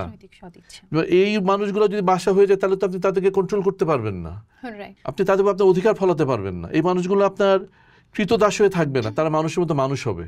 সেটা তো আপনি চান না। আপনি যতক্ষণ পর্যন্ত সেটা না চান, এদের ভাগ্যের পরিবর্তন হবে না। It is a question of political will and it has to be there. সাশ্রয়ী আবাসনের মাধ্যমে যদি আমরা ধরেও নেই যে আমাদের পরবর্তী সরকার আবাসন সমস্যা নিয়ে কাজ করবে বা প্রতিটা মানুষের জন্য একটা ডিসেন্ট বেসিক আবাসনের ব্যবস্থা করবে, তারপরও একটা রিস্ক থেকেই যাচ্ছে, সেটা হচ্ছে ভূমিকম্প। মানে আপনি জানেন যে বোধহয় গত 2 সপ্তাহে অনেকগুলো ছোট ছোট ছোট ছোট ভূমিকম্প হয়েই যাচ্ছে ক্রমাগত। আমরা এখন হতে হতে আমরা জিনিসটাকে খুব একটা গুরুত্বও দিচ্ছি না। আমরা জানি যে 6 মাত্রার উপরে ভূমিকম্প হলেই কিন্তু রাজুকের একটা পরিসংখ্যানে ছিল যে 1 লাখের উপরে ভবন ধসে পড়বে, যেটা কিনা আবার আমাদের ডক্টর শামীমুজ্জামান বসুনিয়া স্যার বলছেন যে এটা আসলে একটা ভুল তথ্য। ঢাকা শহরের কোনো ভবনই আসলে ভূমিকম্প প্রতিরোধী না। অগ্নিকাণ্ড ঘটবে, উদ্ধার করা যাবে না মানুষ, 3 লাখের বেশি মানুষ বলছে, কিন্তু আমার ধারণা এস্টিমেশনটা আরো অনেক বেশি। তো এই ঢাকার এই যে এত বড় একটা বিপদ, এটা নিয়ে কি কোনো আলাপ শুনছেন বা কোনো উদ্যোগ দেখছেন? প্রতি বছর একবার করে একটা ডেইলি স্টারে রাউন্ড টেবিল হয়। ওইখানে গিয়ে আমরা সবাই গিয়ে বড় বড় কথা বলি। ওখানেই শুরু ওখানেই শেষ। বেঙ্গলের প্রতি 100 বছরে 7.5 স্কেলের একটা করে ভূমিকম্প হয়, এবং সেটা আমাদের বেঙ্গলে লাস্ট হয়েছে 120 বছর আগে। সো উই আর ওভারডিউ একটা 7.5 রিক্টার স্কেলের ভূমিকম্প হওয়া। আমরা যদি ধরে নেই যে আগামীকালকে ঢাকা শহরে 7.5 স্কেলের একটা ভূমিকম্প হবে, তাহলে ঢাকা শহরের কি হবে? আপনার যদি 1 লাখ ভবন ধসে পড়ে, প্রতিটা ভবনে যদি আপনার 10 জন করেও মানুষ মারা যায়, তাও 10 লক্ষ মানুষ মারা যায় কমপক্ষে এক ধাক্কায়। আচ্ছা, তারপরে কি হবে? যে আপনার ঢাকা শহরে যে রাস্তা, কোনো রাস্তা দিয়ে তো গাড়ি ঢুকতে পারবে না। যে আপনার যে উদ্ধার কর্মীরা যাবে, ফায়ার ব্রিগেডের লোকজন বড় বইটই নিয়ে যাবে, গিয়ে বের করবে, তো রাস্তার মধ্যে ঢুকতেই পারবে না। কারণ প্রতিটা রাস্তা এমনভাবে তৈরি যে বড় গাড়ি ঢুকতে পারবে না। আচ্ছা, সেটা তো বড় গাড়িতে ঢুকতে পারবে, বড় গাড়িটা কোথায়? আপনার এক রানা প্লাজা ধসে পড়ায় পুরো বাংলাদেশের সব ফায়ার ব্রিগেডের গাড়িগুলো শুধু কিছু করতে পারলো না। আমাদের সেই সক্ষমতা নাই। আমাদের একটা বড় ভূমিকম্প হলে আমরা সবাই জানি এইটা, আমি বলব পৃথিবীর একটা নিকৃষ্টতম একটা ডিজাস্টার হবে, নিকৃষ্টতম। আমরা সবাই জানি সেটা, এবং আমরা জেনে শুধু আলোচনা করে ছেড়ে দিচ্ছি। এটা নিয়ে সরকারের কোনো মাথা ব্যথা নেই, কোনো মাথা ব্যথা নাই, শুধু বড় বড় কথা। এই সুশীল সমাজের মধ্যে মানুষের যে এত বড় একটা বিপর্যয় ঘটা খুব আসন্ন, I am not a doomsayer, but মানুষের এটা খুব আসন্ন একটা সমস্যা। এটা হয়ে হবে, ম্যাটার অফ টাইম। এটা হয়ে আসছে, গত 2000 বছর ধরে এটা হয়ে আসছে। এটা হবে, আমরা এটার জন্য প্রস্তুত না। তাহলে কি করতে হবে? প্রথম কথা হলো যে ঢাকা শহরের একটা বিল্ডিং সেফটি অডিট করতে হবে। এটা কি রাজুক করবে? এটা কিন্তু রাজুক করবে না। আমরা গুলশান সোসাইটি থেকে বছর দেড়েক আগে এই ভূমিকম্প নিয়ে আমরা একটা মিটিং করেছিলাম, যেখানে তৎকালীন মেয়র সাহেব এসেছিলেন। সবাই বললেন যে আমরা করব, ঢাকা শহরের ভূমিকম্প প্রত্যেকটা বিল্ডিং অডিট হবে, আমরা বেসরকারি সংস্থাকে এটার জন্য অ্যাপয়েন্টমেন্ট দিব। কিছু কিন্তু হয় নাই, শুধু মুখের কথা। আমাদের বিল্ডিং সেফটি অডিট করতে হবে, প্রাইভেট সেক্টরকে নিয়োগ করতে হবে, এবং তারা যদি সেটা না করে বলে দিতে হবে যাদের বিল্ডিং সেফটি অডিট নাই তাদের ডাবল হয়ে যাবে যে সিটি কর্পোরেশন যে ট্যাক্সটা। যারা করবে না, করবে তারা রিবেট পাবে। তারা নিজেদের খরচে করবে, সরকার তো 1 টাকাও খরচ হবে না। সরকারকে শুধু একটা সিস্টেম করে দিতে হবে, করে দিয়ে বলে দিতে হবে যারা করবে তাদেরকে রিবেট পাবে, যারা করবে না তাদেরকে ফাইন দিতে হবে। এটা হচ্ছে প্রথম ধাপ। যেটা হওয়ার পরে আপনি জানেন রেট্রোফিটিং করতে হবে। রেট্রোফিটিং যেখানে করা দরকার করতে হবে, কারণ মানুষ কিন্তু এটা নিজে, যখন আমি জানবো যে এটা করলে আমার এই সমস্যা, মানুষ নিজ উদ্যোগে এটা করবে। এবং যে রেট্রোফিটিং না হলে সেখানে 6 মাস 1 বছর সময় দিতে হবে যেখানে তারা কাজগুলো করবে। আপনার কি মনে হয় যে আমরা যদি জানি, রিস্কটা জানার পরও আমরা সেই রেট্রোফিটিং এর টাকাটা দিতে উৎসাহী হব? আমি প্রাইভেট ওনারদের কথা বলছি। না, হব। তার কারণটা কি? এখানে তো আমি থাকি, আমার সন্তান থাকে, আমি তাদের জীবনের ঝুঁকিটা নিব না। তাদেরকে সেটা বোঝাতে হবে। আর তারা যদি না বোঝে তাহলে আমাদেরকে তাদেরকে বোঝাতে বাধ্য করতে হবে যে তোমার রেট্রোফিটিং যদি না করো, তুমি এই টেস্টে পাস করো নাই, তোমাকে 6 মাস সময় দিলাম, 1 বছর সময় দিলাম, এরপর না হলে তোমার বাসার উপরে আবার ফাইন। যখন তারা দেখবে যে আমার এই retrofitting is cheaper than paying the fine, then they will do it, তখন তারা কাজটা করবে। সেটাকে বাধ্য করতে হবে। আমাদেরকে বুঝতে হবে যে এই ভূমিকম্পটার জন্য আমাদেরকে প্রস্তুত হতে হবে। এটা তো আমি বলছি প্রাইভেট সেক্টরের কথা, যে আমার আপনার বাসার কথা। সরকারের যে কিছু ব্যবস্থা নেই, সরকারের যে এটা করতে গেলে যে আমাদের কি পরিমাণ ল্যাডার লাগবে, কি পরিমাণ উদ্ধারকর্মী লাগবে, এটা নিয়ে যে একটা স্ট্যাটিস্টিক্স দরকার, এটা নিয়ে একটা গবেষণা দরকার, সেই অনুযায়ী সক্ষমতা দরকার, সেসব তো কিছু নাই। আমরা তো জানি এই জিনিসটা হতে যাচ্ছে, এটা খুব বেশি টাকার বিষয়ও না, কিন্তু আমরা এই ব্যাপারে সম্পূর্ণভাবে উদাসীন। অর্থাৎ আমরা বসে আছি আর একটা ডিজাস্টারের জন্য, ওই যে প্রতি বছর একটা করে গ্যাস বিস্ফোরণ হয় আর আমরা হাহাকার করি যে হারে এইটা জিনিসটা তো বন্ধ করা যেত। বিদেশে যাওয়ার জন্য একটা পরিবার কালকে বিদেশ চলে যাবে, আজকে খেতে গেছে, আগুনে পুড়ে মরে গেল বেলি রোডে সে অগ্নিকাণ্ডে। প্রতিবার অগ্নিকাণ্ড হয়, আমরা এটা নিয়ে হাহাকার করি, তারপর যাকি তাই। এইটা সেটা হতে দেওয়া যাবে না। ঢাকা শহরকে এভাবে মরতে দেওয়া যাবে না। আমরা যে আজকে আলোচনা করছি, আপনাদেরকে ধন্যবাদ, আপনারা এটা নিয়ে আলোচনা করছেন। আমাদের বিশ্বাস এই জাতীয় আলোচনার মধ্যে দিয়ে মানুষজন সচেতন হবে, সরকার সচেতন হবে, সরকার উদ্যোগী হবে। আমার মনে হয় আরেকটা জিনিস খুব গুরুত্বপূর্ণ, সেটা হচ্ছে জাস্ট গতকালই আমি আমার কলিগদের সাথে বসে আলোচনা করছিলাম যে ভূমিকম্প যদি হয়, এখন তো আসলে বিল্ডিং রেট্রোফিট করার মতো সময় হয়তো আমাদের হাতে নেই। সেক্ষেত্রে আমরা কি করতে পারি? আমরা আসলে ওয়ার্ল্ড ওয়াইজ কিছু ইভ্যাকুয়েশন রুট প্ল্যান করে দিতে পারি এবং কিছু অ্যাভেলেবল ওপেন স্পেসের সাথে সেই রুট প্ল্যানটাকে কানেক্ট করতে পারি, যেটা অ্যাসেম্বলিং পয়েন্ট হিসেবে ব্যবহার হবে যখন আর্থকুয়েক হবে। তো সেটা নিয়ে আলোচনা করতে গিয়ে আমরা দেখলাম যে একাডেমিক ফিল্ডে কিন্তু এই নিয়ে প্রচুর কাজ হচ্ছে। স্পেশালি যারা ডিজাস্টার ম্যানেজমেন্ট নিয়ে পড়াশোনা করেন, পড়ান, তারা কিন্তু কাজ করছেন। কিন্তু সামহাও ওই একাডেমিক ফিল্ডের ফাইন্ডিংগুলো আমাদের স্টেট লেভেলের ডিসিশন মেকিংয়ের সাথে কানেক্টেড হচ্ছে না, ওই সংযোগটা হচ্ছে না। তো আমার একটা পার্সোনালি রিকোয়েস্ট থাকবে আপনাদের কাছে যে আপনারা যারা ওই পর্যন্ত পৌঁছাতে পারেন, পলিসি মেকারদের সাথে আলোচনা করতে পারেন, এই একাডেমিক কাজগুলো, রিসার্চগুলোর ফাইন্ডিংগুলো যেন স্টেট লেভেলের ডিসিশন মেকিংয়ের সাথে কোনোভাবে ইন্টিগ্রেটেড হয়। এটা জাস্ট আমার একটা, আমি আপনার সঙ্গে সম্পূর্ণ একমত, এবং আমি আপনাদের পোস্টের কাছে একটা অনুরোধ থাকবে যে আমাদের যিনি এখন দুর্যোগ ব্যবস্থাপনা মন্ত্রণালয়ের যিনি উপদেষ্টা আছে, তাকে একদিন একটু নিয়ে আসেন, তার সঙ্গে আমরা বসি, তার সঙ্গে আমরা আলাপ করি চমৎকার প্রস্তাব, যে ওনারা কি ভাবছেন। মানে ওনারা তো বোকা মানুষ না, ওনারা তো বুদ্ধিমান মানুষ। ওনাদের সঙ্গে আমাদের পার্থক্য হলো যে ওনাদের হাতে ক্ষমতা আছে, ওনারা একটা সিদ্ধান্ত নিলে সেটা বাস্তবায়ন করতে পারবেন, যেটা আমি আপনি আলোচনা করতে পারবো। বাস্তবায়ন করা আমাদের জন্য কঠিন, কারণ আমাদের হাতে সেই ক্ষমতাটা নাই। ওনাদের হাতে ক্ষমতাটা থাকা সত্ত্বেও ওনারা কেন বাস্তবায়ন করছেন না? ওনাদের কি বাস্তব সমস্যা, এটা আমরা শুনি, জানি, বুঝি।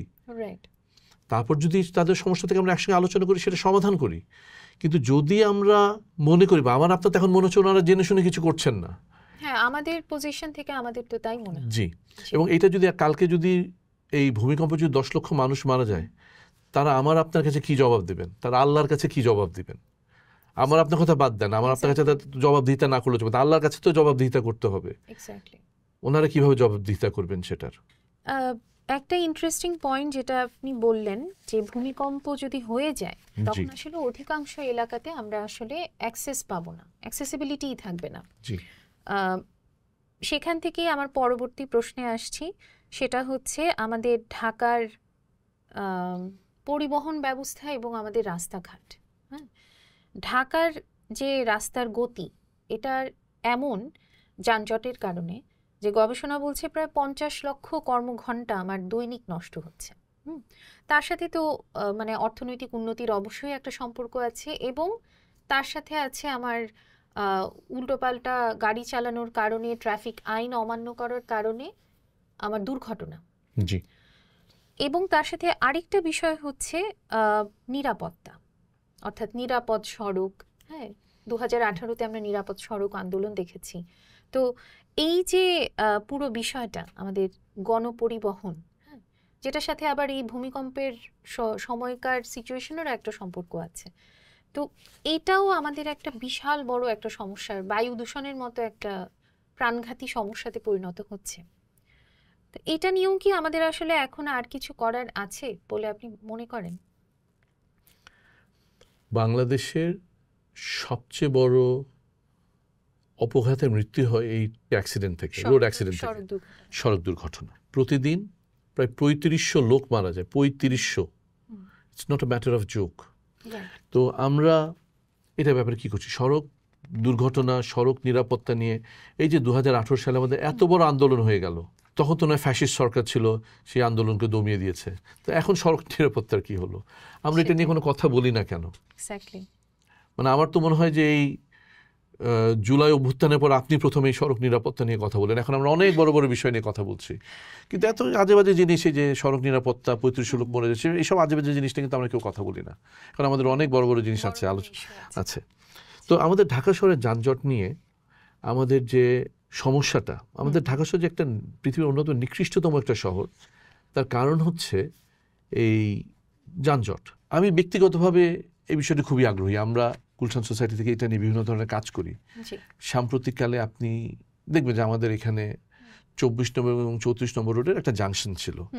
সেই জাংশনে সে পার হতে আপনার 30 থেকে 35 মিনিট, ছোট্ট একটা রাস্তা, 8 দিক থেকে 32 ডিরেকশনে গাড়ি যাচ্ছে, 30 থেকে 35 মিনিট লাগে শুধু সেই ছোট্ট একটা ইন্টারসেকশন পার হতে। তো আমরা দুটো ইন্টারসেকশন খালি বন্ধ করে দিলাম, যে দুটো দিক থেকে গাড়ি আসতে পারবে না, সোজা গাড়ি চলতে থাকবে। যেটাকে 35 মিনিট লাগতো এখন সেটা 2 মিনিট লাগে। মানে আমরা কি ম্যাজিক জানি? আমরা কোনো ম্যাজিক জানি না। This are just common sense approach. এটা ম্যানেজমেন্ট করা। আমরা প্রতিটা জায়গায় আমরা গুলশানের আমরা 12টা জায়গায় এই কাজটা করব, এবং এটার জন্য উই আর ভেরি লাকি। আমরা খুব খুশি আজকে যে পুলিশের মধ্যে যারা আছেন, যিনি এডিসি ট্রাফিক আছেন, যিনি ট্রাফিকের হেড ঢাকা শহরের, খুবই একটা স্মার্ট মানুষ। জিলু সাহেব খুবই স্মার্ট মানুষ, ওনারা আমাদের গুলশানে যারা আছেন, সুফিয়ান সাহেব যারা খুবই স্মার্ট মানুষ, তারা বলছে আপনারা কাজ করেন, আপনার সঙ্গে আমরা থাকবো। তার মানে ওনারা জিনিসটা বুঝেন। তাহলে আমাদের কি দরকার? যে আমাদের এলাকায় এলাকায় আমাদের জনসম্পৃক্ততা দরকার, আমাদের পাবলিক এনগেজমেন্ট দরকার। মানুষজনের সঙ্গে বসে তাদের এলাকায় সমস্যাগুলো সমাধান করতে হবে। আর আমরা যদি বসে থাকি সবাই যে পুলিশ এসে সব সমাধান করে দিবে, এটা করবে না।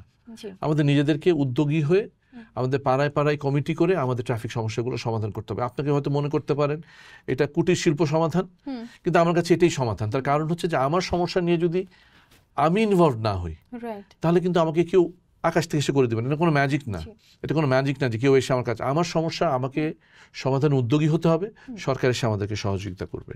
এখন আমাদের ঢাকা ট্রাফিক সমস্যা সমাধানের জন্য আমরা কী করতে পারি? এটাও কোনো রকেট সায়েন্স না। পৃথিবীর অন্যান্য দেশে কী করে, তারা অফিস সময় আমাদের সব এক সময় শুরু হচ্ছে, 10টার সময় অফিস শুরু হচ্ছে। পৃথিবীর সব জায়গাতে বড় বড় শহরে কোনো অফিস 7টায় শুরু হয়, 8টায় শুরু হয়, 9টায় শুরু হয়, 10টায় শুরু হয়, স্ট্যাগার্ড করে অফিস সময়টা বিভাজন করে দেয়। ঠিক স্কুলের সময়ও তাই হবে, যে সব ক্লাস একসঙ্গে ছুটি না হয়ে 15 মিনিট পর পর করে ছুটি হবে, মানুষ সেভাবে বাসায় যাবে। খুব সিম্পল একটা উপায়। এটা যদি আপনি করতে পারেন, আমার ধরেন ঢাকা শহরে ইনস্ট্যান্টলি, কারণ আমার তো সমস্যাটা কখন হয়, আমার হয় সকালবেলা আর বিকেলবেলা, পিক আওয়ারগুলোতে। আপনি পিক আওয়ারটা আপনি ভাগ করে দেন না কেন? আপনি যে 7টায় অফিস শুরু করবে, তার 3টায় অফিস শেষ হবে, সে অফিস অনুযায়ী আমাদের ভাগ হয়ে যাবে। আমাদের পৃথিবীর সব জায়গাতে, আপনি বিশেষত যদি পশ্চিমা বিশ্বে দেখেন, যে হাইব্রিড ওয়ার্কিং সিস্টেম চালু হচ্ছে। এখন তো আগের মতো ওয়ার্ক ফ্রম হোম নাই, কিন্তু বলছে ওনারা যে সপ্তাহে 3 দিন তুমি অফিসে আসো, 2 দিন বাসা থেকে কাজ করো। এবং এভাবে কিন্তু কাজ চলছে, এবং আমরা তো ঢাকা শহরে দেখেছি যে এটা এভাবে সম্ভব। কোভিডের সময় আমাদের আমাদের একটা কোর্টের একটা মজার গল্প বলি। আমাদের আইনজীবীরা হচ্ছে সবচেয়ে টেকনোলজিক্যালি চ্যালেঞ্জড। তো আমাদের মধ্যে আমরা এটা দেখেছি, যখন আমাদের ভার্চুয়াল কোর্ট শুরু হলো, তো আমাদের কিছু আইনজীবী কোর্ট বিল্ডিংয়ে ঘুরে বলছেন, ভাই ভার্চুয়াল কোর্ট কোনটা, ওইখানে নাকি মামলা হচ্ছে। সেই অবস্থা থেকে 3 মাসের মধ্যে কিন্তু প্রত্যেকটা মানুষ কোর্টের সামনে গিয়ে অনলাইনে আমরা মামলা মোকদ্দমা করছি, সব করছি, এবং ইটস রানিং পারফেক্টলি। আমাদের বাঙালি জাতির সুবিধা হলো যে আমরা খুব সহজে অ্যাডাপ্ট করতে পারি। এই বাংলাদেশের এত সুন্দরভাবে সবকিছু অ্যাডাপ্ট করতে পারে, সেটার কোনো তুলনা হয় না। তো আমাদের একটা হাইব্রিড সিস্টেমকে নিয়ে আমরা চিন্তা করতে পারি। ট্রাফিক ব্যবস্থার জন্য আমাদের ঢাকা শহরের মধ্যে পৃথিবীর মধ্যে একমাত্র দেশ যেখানে কোনো ট্রাফিক সিস্টেম নেই, কোনো সিগন্যাল নাই, লাল বাতি নীলবাতি নাই। তো আমাদের একটা ইন্টিগ্রেটেড সিগন্যালিং সিস্টেম করতে হবে, কিন্তু এটা কোনো কঠিন কাজ না। এখন তো এটা এআই করে দেয়। আপনার প্রত্যেকটার সামনে একটা করে ক্যামেরা বসানো থাকে, সে দেখছে কোনটাতে বেশি ভিড়, সেই অনুযায়ী সে এটা ডিসাইড করে ঠিক করে দিচ্ছে। আমরা এতরকম হাজার হাজার কোটি টাকা দিয়ে এত কিছু বানিয়ে ফেলতে পারছি, আর একটা সিম্পল একটা সিগন্যাল সিস্টেম করতে পারি না। মানে এর চেয়ে তো লজ্জার আর কিছু হয় না, যে ঢাকা শহরের মতো আপনি কোনো আফ্রিকান দেশে গিয়ে পাবেন না যেখানে একটা সিগন্যাল সিস্টেম নাই। ঢাকা শহর পৃথিবীর মধ্যে 8ম বৃহত্তম শহর, অথচ কোনো সিগন্যালিং সিস্টেম নাই। এটা কিভাবে সম্ভব? আমি বিশ্বাস করি যে আমরা পারি, কিন্তু আমরা চাই না। সেটা আরেকটা পার্সপেক্টিভ। আমরা চাই না আসলে করতে, আমাদের নিয়তটা নেই আর কি। মানে যদি ওইভাবে বলি, যেহেতু আমরা রাস্তাঘাট নিয়ে কথা বলছি, পরিবহন ব্যবস্থা নিয়ে কথা বলছি, রাস্তাঘাটের সাথে আমাদের এখানে আরো দুটো খুব ক্রুশিয়াল জিনিস জড়িত।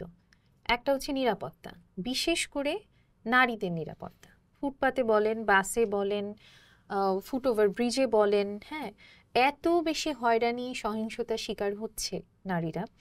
তো এটা একটা বিষয়।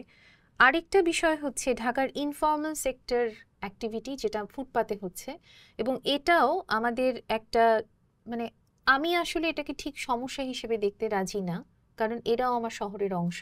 কিন্তু ডেফিনেটলি এরা এখন যেভাবে লোকেটেড হচ্ছে, যেভাবে বসছে, সেটা ডেফিনেটলি আমাদের শহরের জন্য একটা সমস্যা তৈরি করছে। তো এই দুটো আবার জড়িত এই জন্য, কারণ অনেক নারীর কাছ থেকে এরকম একটা ফিডব্যাক পাওয়া গেছে যে যে রাস্তাগুলোতে হকাররা থাকে, সেই রাস্তাগুলোতে নারীরা আবার হাঁটতে নিরাপদ বোধ করেন খালি রাস্তার থেকে। তো এই দুটো বিষয়কে যদি আপনাকে জিজ্ঞেস করা হয় যে আচ্ছা হকার তুলে দেওয়া হোক, যেটা তুলে দেওয়া হচ্ছে আসলে, এবং ডিএনসিসির সাথে আমরা এটা নিয়ে আলোচনাতেও গেছি যে এরকম মাইন্ডলেস এভিকশন আসলে কতটা কার্যকরী, কারণ এটার সাথে নারীদের নিরাপত্তারও একটা সম্পর্ক আছে। তো এই দুটো বিষয়কে নিয়ে আপনি কিভাবে দেখছেন? ঢাকা শহরের যদি আমি ধরি 50% নারী, 50% নারীদের জন্য শহর অনিরাপদ রেখে আপনি তো একটা শহর করতে পারেন না, অসম্ভব। কিন্তু ঢাকা শহরে নারীরা অনিরাপদ, এটাই হচ্ছে একটা বাস্তবতা। এই বাস্তবতাটাকে মাথায় রেখে যে সরকার বা পুলিশ বাহিনী যে কোনো একটা উদ্যোগ নেবে, আমরা সেই উদ্যোগটা দেখি না। এটা পৃথিবীর অন্যান্য দেশে কি হয়, একটা ফোন নাম্বার থাকে যে আপনি অসুবিধা থাকলে আপনি একটা সব ফোন করেন, মহিলাদেরকে ট্রেনিং দেওয়া হয় যে আপনার সঙ্গে আপনি একটা টিজার রাখেন, বা আপনি একটা প্রতিটা জায়গাতে একটা নেইবারহুড ওয়াচ করা হয় মহিলাদেরকে দেখার জন্য। সে ধরনের কোনো ব্যবস্থা নাই। আমরা এটা তো একটা ধর্মীয় দিকও আছে যে আমাদের ধর্মের নারীদের নিরাপত্তাকে যখন সমস্ত পৃথিবীতে যখন মহিলাদেরকে পুঁতে মেরে ফেলা হচ্ছে, তখন নারীদেরকে বলছেন যে রাসূলুল্লাহ সাল্লাল্লাহু আলাইহি ওয়াসাল্লামের কথা এটা, যে যার ঘরে নারী আসে সে নাকি ভাগ্যবান। এটা রাসূলুল্লাহর মুখ দিয়ে উনি বলছেন। তো নারীদেরকে আমাদের ধর্মেও তো কত উপরে জায়গা দেওয়া হয়েছে, সেখান থেকে আমরা নারীদেরকে এমন একটা জায়গায় নিয়ে আসছি যে এখানে নারীরা রাস্তা দিয়ে হেঁটে যেতে স্বাচ্ছন্দ্য বোধ করেন না। আমরা যখন ছোটবেলায় বড় হয়েছি, আমরা যখন ছোটবেলায় বড় হয়েছি তখন ঢাকা শহরের মহিলাদের জন্য আলাদা বাস ছিল। ঢাকা শহর, আমি শিওর আপনি ঢাকা শহরের গণপরিবহন নিয়ে কথা বলবেন, ঢাকা শহরের মহিলাদের জন্য কোনো বাস নাই। মহিলাদের জন্য দিল্লিতে আছে, কলকাতাতে আছে, ঢাকা শহরে নাই কেন? এটা থাকতে হবে। মহিলাদের জন্য আলাদা বাস থাকতে হবে, মহিলাদের জন্য নিরাপদভাবে হাঁটার ব্যবস্থা থাকতে হবে। এটা যদি আপনি করতে না পারেন, আপনার শহর হিসেবে থাকার কোনো অধিকার নাই। আপনার শহরের 50% মানুষকে আপনার সঠিকভাবে নিরাপদভাবে বাঁচার সুযোগ করে দিতে হবে। আর এর পাশাপাশি আপনি যদি বস্তির কথা বলেন, এই বস্তিগুলো হলো আমাদের শহরের মধ্যে, আমার ব্যক্তিগত আমার একটা মতামত আছে এটা নিয়ে। আমি এখন থেকে 20 বছর আগে আমি বলেছিলাম যে রাস্তায় হকার থাকতে পারবে না, তাই বলি একেবারেই হকার থাকবেন না, হাইকোর্টের রায়ও আছে। আমার কথা হচ্ছে হকার একটা নিরাপদভাবে থাকবে, একটা সিস্টেম্যাটিক ভাবে থাকবে। পৃথিবীর সব দেশে হকার আছে, মানে হকার ছাড়া তো পৃথিবীর কোনো নাই। It is part of a city, এটা শহরের অংশ, অঙ্গাঙ্গিভাবে শহরের সঙ্গে থাকবে। কিন্তু এখন যেভাবে হকারটা আছে, ঠিক যেভাবে মাইন্ডলেস ভাবে হকার বসে, ঠিক সেইভাবে মাইন্ডলেস হকার সরানো হচ্ছে। তো আমরা গুলশান সোসাইটির পক্ষ থেকে, আমাদের গুলশানের জন্য, যেহেতু গুলশান সোসাইটির সভাপতি হিসেবে কাজ করি, আমরা গুলশানে বলেছি যে আমাদের গুলশানে যে আমাদের 150টা রাস্তা আছে, সেখানে আপনারা 150টা দোকান বসাতে পারবেন, প্রতিটা রাস্তায় একটা করে একটা হকার থাকবে, যেখানে আপনার প্রান্তিক মানুষ যারা আছে তাদেরও তো খেতে হবে, তাদের চা বিড়ি সিগারেট লাগে, প্রত্যেকটা রাস্তায় একটা করে আপনি ব্যবস্থা করে দেন। কিন্তু আপনি যদি পুরো রাস্তা জুড়ে করেন, তো মানুষটা রাস্তা ব্যবহার করতে পারবে না। আপনার প্ল্যানিংয়ের মধ্যে দিয়ে আপনার হকারকে পুনর্বাসন করতে হবে এবং হকারদের জন্য আলাদা মার্কেট করে দিতে হবে। এটা সম্ভব, আগেও হয়েছে, বর্তমানে সম্ভব। উদ্যোগের প্রয়োজন। আমরা গুলশান একটা মডেল করার চেষ্টা করছি। আশা করি আপনারা, পুলিশের সঙ্গে আমরা এই বিষয়ে একমত হয়েছি। আমরা আশা করি আপনারা অবিলম্বে এটা দেখতে পাবেন, আগামী 2 মাসের মধ্যে এ ব্যাপারে আপনার একটা কার্যকরী একটা অবস্থা দেখতে পারবেন। আমার বিশ্বাস সেখান থেকে এটা করা সম্ভব হবে। এটা তো খুবই আশার কথা শোনালেন, কারণ এটা এমন একটা সমস্যা যেটা আসলে আমরা ক্রমাগত অন্যান্য সমস্যার মতোই আলোচনা করে যাচ্ছি, কিন্তু কোনো সমাধানে আমরা আসলে পৌঁছাতে পারছি না। আমি একটু এখন আমাদের কিছু ইনফ্রাস্ট্রাকচারাল বা বিষয় একটু যেতে চাই। একটা হচ্ছে আপনার জলাবদ্ধতা, ড্রেনেজ সিস্টেম। প্রতি বছর বর্ষায় তো একই চিত্র, দিনকে দিন এটা খারাপই হচ্ছে। সেদিনই আমি কারোর একটা পোস্ট পড়ছিলাম যে আমরা একটা কি বলবো ডেল্টয়েড ল্যান্ড, হ্যাঁ, আমরা জলাভূমির মানুষ, হ্যাঁ, কিন্তু আমরা পানির সাথে কিভাবে বসবাস করতে হয় এটা এখনো শিখলাম না। ক্রমাগত আমরা যুদ্ধ করে যাচ্ছি এবং কি যে করছি আমরা নিজেরাও জানি না, অথচ এ নিয়ে কিন্তু কাজ কম হচ্ছে না। ইনস্টিটিউট আছে, গবেষণা হচ্ছে, সবই হচ্ছে, কিন্তু তারপরেও আমরা কেন যেন এই এত প্রকল্প, এত অর্থ ব্যয় করেও আমরা কোনো ফল পাচ্ছি না। শহরের ড্রেনেজ ব্যবস্থায় আসলে স্থানীয় সমাধানে আমাদের যাওয়া প্রয়োজন, নাকি আমাদের আসলে একটা পুরো শহর ব্যাপী একটা পরিকল্পনা দরকার?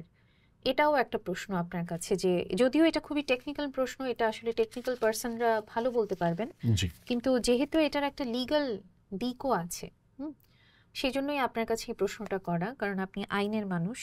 আরেকটা হচ্ছে বর্জ্য ব্যবস্থাপনা, রিসাইক্লিং ইকোনমি। ঢাকায় আমরা জানি প্রতিদিন প্রায় 7,000 টন বর্জ্য তৈরি হচ্ছে, হ্যাঁ, এবং খুব ইন্টারেস্টিংলি বিশ্বের অন্যান্য জায়গায় আপনার waste to energy, composting, recycling এরকম নানান ধরনের পদ্ধতির মাধ্যমে কিন্তু এই বর্জ্য ব্যবস্থাপনাটাকে ম্যানেজ করা হচ্ছে। ঢাকার সিনারিও হচ্ছে মাত্র 30% ক্যাপাসিটি হচ্ছে সিটি কর্পোরেশনের যখন এই বর্জ্য ব্যবস্থাপনার বিষয়টা আসে, বাকি পুরোটা করছে ইনফর্মাল সেক্টর। এই যে ছোট ছোট পিচি পিচি বাচ্চারা আসে, এসে সর্টিং করে, সর্টিং করে কোথায় কোথায় নিয়ে যায়। তো এটা আবার রেকগনাইজ না, এটা আবার আমাদের স্টেট সিস্টেম এটাকে অ্যাকনলেজ করে না, যদিও 70% ওরাই ম্যানেজ করছে। তো এই যে দুটো বিষয়, জলাবদ্ধতা, ড্রেনেজ সিস্টেম এবং বর্জ্য ব্যবস্থাপনা, জি সেটার সাথে রিলেটেড রিসাইক্লিং। জি জলবদ্ধতার জন্য আপনার একটা, আমরা যত বড় বড় কথা বলি কেন, এটা একটা ইন্টিগ্রেটেড ড্রেনেজ ম্যানেজমেন্ট সিস্টেম লাগবে। রাইট। কারণ এইটার মধ্যে দিয়ে ঢাকা শহর তো একটা পানির শহর, হ্যাঁ। চারিদিকে আপনার নদী আছে। হ্যাঁ। এখন এই পানিগুলোকে আপনি কিভাবে ব্যবহার করবেন? আমরা যেভাবে পানি চলছে, বৃষ্টির পানিগুলোকে যেমন আমাদেরকে সঠিকভাবে ড্রেনেজ করতে হবে, জি। একই সঙ্গে রেইন হারভেস্টিং করতে হবে। হুম। মানে আপনি যদি রেইন হারভেস্টিং করতে না পারেন, আমাদের কিন্তু পানির লেয়ার যেভাবে আছে 20 বছর পরে ঢাকা শহরে আপনি পানি পাবো না। পানি পাবো না। মানে অন্য কোনো, আপনি যে জোহানেসবার্গে দেখেন, জোহানেসবার্গ শহরটা তারা শহরতে বলে দিয়েছে, জোহানেসবার্গ শহর এতটা সুন্দর একটা শহর, জি। আমার খুব প্রিয় একটা শহর। এই শহর শহর হিসেবে টিকতে পারবে না, কারণ শহরের মধ্যে কোনো পানি নেই। ঢাকা শহর 20 বছর পরে আমাদের কোনো পানি থাকবে না। সেই পানিটা আপনি কোথা থেকে পাবেন? আমাদের ভূগর্ভস্থ লেয়ারটা এত নিচে নেমে যাচ্ছে দিনে দিনে। তো আমাদের এখন সেজন্য কি করতে হবে? রেইন ওয়াটার হারভেস্টিং করতে হবে, যেন পানিগুলোটা আমরা আবার আমাদের মাটির মধ্যে পাঠিয়ে দিতে পারি, বৃষ্টির পানিগুলোকে। সেটা হচ্ছে নাম্বার 1। আর নাম্বার 2, ড্রেনেজ যেগুলো আছে সেগুলোকে আপনাদের ইন্টিগ্রেটেড একটা ড্রেনেজ সিস্টেম করতে হবে। সেটা আপনাদের স্থাপত্য বিভাগের কাজ, কিন্তু যদি আপনি ইন্টিগ্রেটেডভাবে না করেন, খুচরা খুচরা কাজ করে হবে না। একটা উদাহরণ, ঠিক একই সঙ্গে জলবদ্ধতার সঙ্গে যে জিনিসটা আসছে, যেহেতু ড্রেনেজের কথাটা বললাম, যে আমাদের পয়ঃবর্জ্য, আমাদের যত পয়ঃবর্জ্য আছে সব আমরা নিয়ে লেকে আর নদীতে ফেলি। মাশাআল্লাহ, ঢাকার আশেপাশে যত লেক, যত নদী আমরা সব ধ্বংস করে দিয়েছি। আপনি সেদিন আমার এক খালা, উনি ক্যান্সার হাসপাতালে ভর্তি হয়েছিলেন, তো আমি সেখানে গেলাম। আপনি যদি যান, আপনি অবাক হয়ে যাবেন যে কিভাবে মানুষ ক্যান্সার নিয়ে ঢাকা শহরে এই ক্যান্সার হাসপাতালে রাস্তাঘাটে কুকুরের মতো পড়ে আছে, কারো কোনো দেখার কোনো উপায় নেই। গরিব মানুষ, শেষ চিকিৎসা ব্যবস্থা হচ্ছে ক্যান্সার হাসপাতাল, সেখানে গিয়ে তারা চিকিৎসা নিচ্ছে। সরকার বলে কিছুতে দিচ্ছে, তার এছাড়া তার অন্য কথা যাওয়ার কোনো ব্যবস্থা নেই। এগুলোর কারণ কি? আমরা খাবারের মধ্যে বিষ মিশিয়ে দিচ্ছি এবং আমরা আমাদের জলাশয়গুলো সম্পূর্ণ ধ্বংস করে দিয়েছি। ঢাকা শহর কিন্তু অনেক পুরনো শহর। ঢাকা শহর ছিল মানে আমি এটা মুখের কথা বলছি, ইট ওয়াজ দ্য ভেনিস। ঢাকা শহর ছিল ভেনিস, আমাদের প্রাচ্যের ভেনিস ছিল ঢাকা শহর। নদী কেন্দ্রিক, নদীর মধ্যে এত সুন্দর একটা শহর গড়ে উঠেছে, খেয়াল ছিল, সব আমরা ধ্বংস করে পুড়িয়ে দিয়েছি। এখন আপনি যে ঢাকা শহরের 1000 কোটি টাকা দিয়ে ঢাকা নর্থ সিটি কর্পোরেশন একটা পয়ঃবর্জ্যপনা ব্যবস্থা করেছে, অথচ কোনো কানেকশন দেয়নি সেখানে। এই 1000 কোটি টাকা আবার সব খুব সুন্দর একটা সিস্টেম পড়ে আছে, কোনো ড্রেনেজ কানেকশন নেই। অর্থাৎ there is no planning. Integrated planning না থাকলে, ইন্টিগ্রেটেড ড্রেনেজ না থাকলে কিছু হবে না। এটা আমাদের ইন্টিগ্রেটেড প্ল্যানিং করে করতে হবে। আর এই রিসাইক্লিংয়ের ব্যাপারটা হচ্ছে যে এগেইন, এই যে আপনি যেটা বলেন ইনফর্মাল সেক্টর, এসব ইনফর্মাল সেক্টর, এটা মাফিয়া সেক্টর। যে সরকার ক্ষমতায় থাকে তাদের গুন্ডা বাহিনী এগুলো কন্ট্রোল করে। হ্যাঁ, এক্স্যাক্টলি। কিন্তু এদেরকে কখনো ফর্মাল সিস্টেমে কিন্তু ইন্টিগ্রেট করা হয় না, কারণ করলে তো আপনার ওই সেই লোকগুলোকে আপনি কিভাবে চালাবেন? এর আগে ছিল যে সরকার, সামনে যে সরকার আসবে এখনই তাদের লোক, এবং সামনে আসলে আবারও তাদের লোকই আসবে। আপনি যতক্ষণ পর্যন্ত না এই জিনিসটাকে ফর্মালাইজ করবেন, যতক্ষণ পর্যন্ত না আপনি বুঝবেন যে ওয়েস্ট ইজ গোল্ড, আপনার আজ ওয়েস্ট একটা সম্পদ, এটা কোনো বর্জ্য না, এটা একটা সম্পদ। এখান থেকে আপনি এনার্জি হবে, কম্পোস্ট হবে, আপনি প্লাস্টিক রিসাইক্লিং হবে, এটা বিরাট একটা ব্যবসা। সেই ব্যবসাটাকে আমরা করছি কি, এই গুন্ডা বাহিনীর হাতে দিয়ে পুরো জিনিসটাকে ধ্বংস করে দিচ্ছি। এবং এটার সঙ্গে যারা জড়িত ছোট ছোট বাচ্চাগুলো, আপনি যদি দেখেন মায়া হবে আপনার তাদের জন্য। আমি দেখি প্রতিদিন। জি, এই জিনিসের পরিচয় 2 ভাগ করতে হবে, প্লাস্টিক এবং নর্মাল বর্জ্য আলাদা করতে হবে, সেটা আমি আপনি সবাই জানি। এটা কিন্তু আমি তো কোনো রকেট সায়েন্সের কোনো কথা বলছি না, পৃথিবীর সব দেশে এটাই হয়। আমাদের দেশেও হতে হবে এবং আমাদের দেশে খুব তাড়াতাড়ি হতে হবে। এটা যদি আমরা করতে না পারি আমরা ব্যর্থ হয়ে যাব। সরকারকে এই বিষয়ে অবিলম্বে উদ্যোগ নিতে হবে। হ্যাপিলি আমি আবার আমাদের গুলশান সোসাইটির কথা বলছি। আমাদের সিটি কর্পোরেশন আমাদেরকে দায়িত্ব দিয়েছে এই বর্জ্য ব্যবস্থাপনার জন্য। আমরা চেষ্টা করছি গুন্ডা বাহিনীর ভিড়ে সাঁতার কেটে জিনিসটাকে স্যালভেজ করার জন্য। আশা করি আমরা পারবো এবং একটা মডেল ক্রিয়েট করতে পারবো। আপনাদের অভিজ্ঞতা জানতে হবে, কারণ এই নেভিগেশনটাই সবচেয়ে কঠিন নেভিগেশন, জি, এই between formal and informal sector. আমরা তো অনেকগুলো সমস্যা নিয়ে কথা বললাম। খুব ইন্টারেস্টিংলি গত 1 বছর ধরে আপনার সংসদ, সংবিধান পরিবর্তন, উচ্চকক্ষ নিম্নকক্ষ, পিআর পদ্ধতি, হ্যাঁ, ক্ষমতায় যাওয়া নিয়ে রাজনৈতিক দল, নাগরিক সমাজের সংস্কার, হ্যাঁ, রাজনৈতিক সংস্কার নিয়ে অনেক আলাপ দেখছি। যেটা দেখছি না সেটা হচ্ছে শহরের সংস্কার, মানে শহরের system, physical infrastructure, physical environment.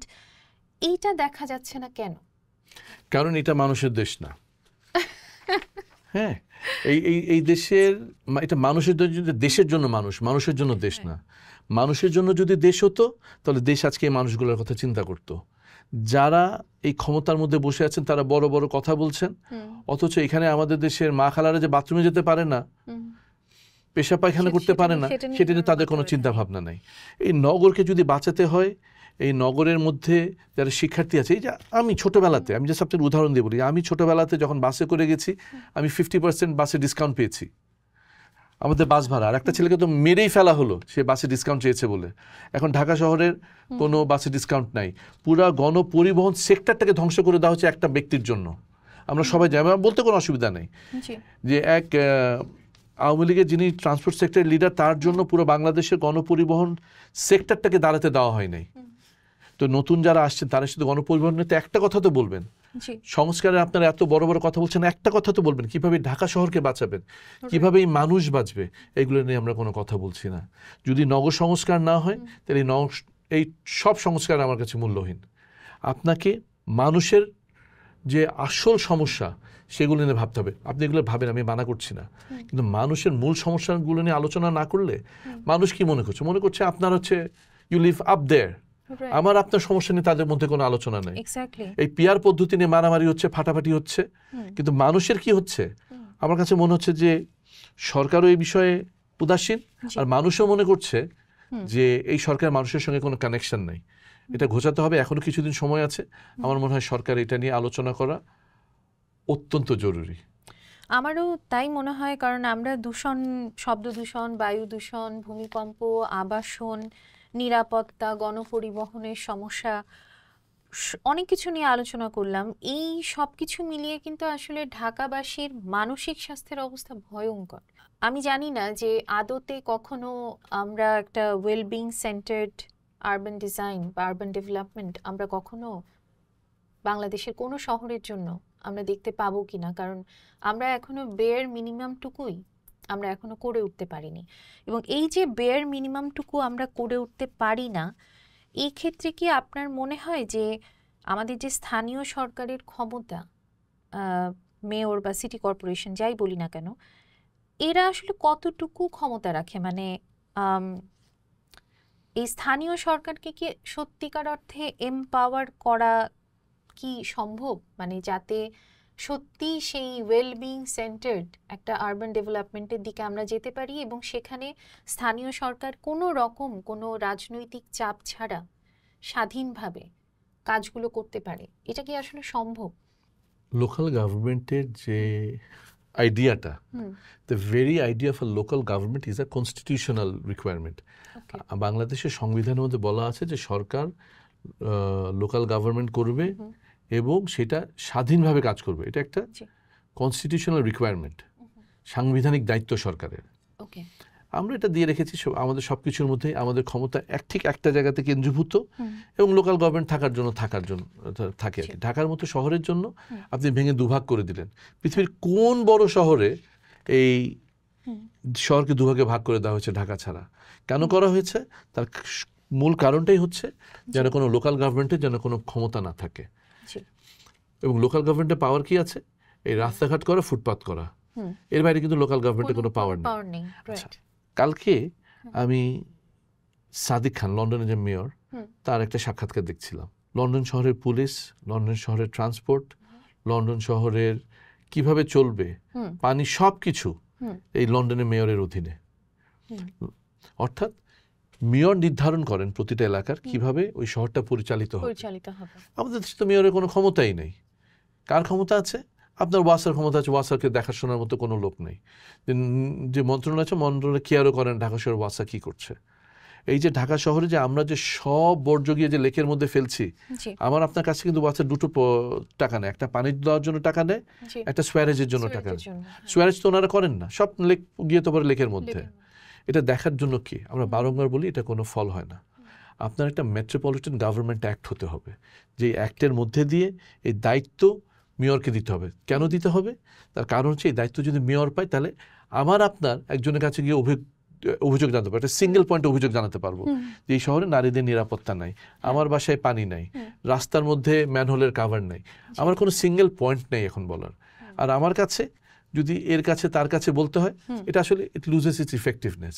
আমাদের একটা মেট্রোপলিটন গভর্নমেন্ট অ্যাক্ট হতে হবে, সেটাতে কাজ হতে হবে। আর মানুষের যে প্রতিশ্রুতি, মানুষ কিন্তু প্রতিশ্রুতি শুনতে শুনতে ক্লান্ত। আমার একটা কথা মনে পড়ে গেল যে আমরা ছোটবেলায় যখন বাসে উঠতাম, তো প্রথমে ঢাকা থেকে আমরা এই অঞ্চল থেকে যেতাম শহরের দিকে, তো প্রথমে শুনলো একটা গেট লক সার্ভিস।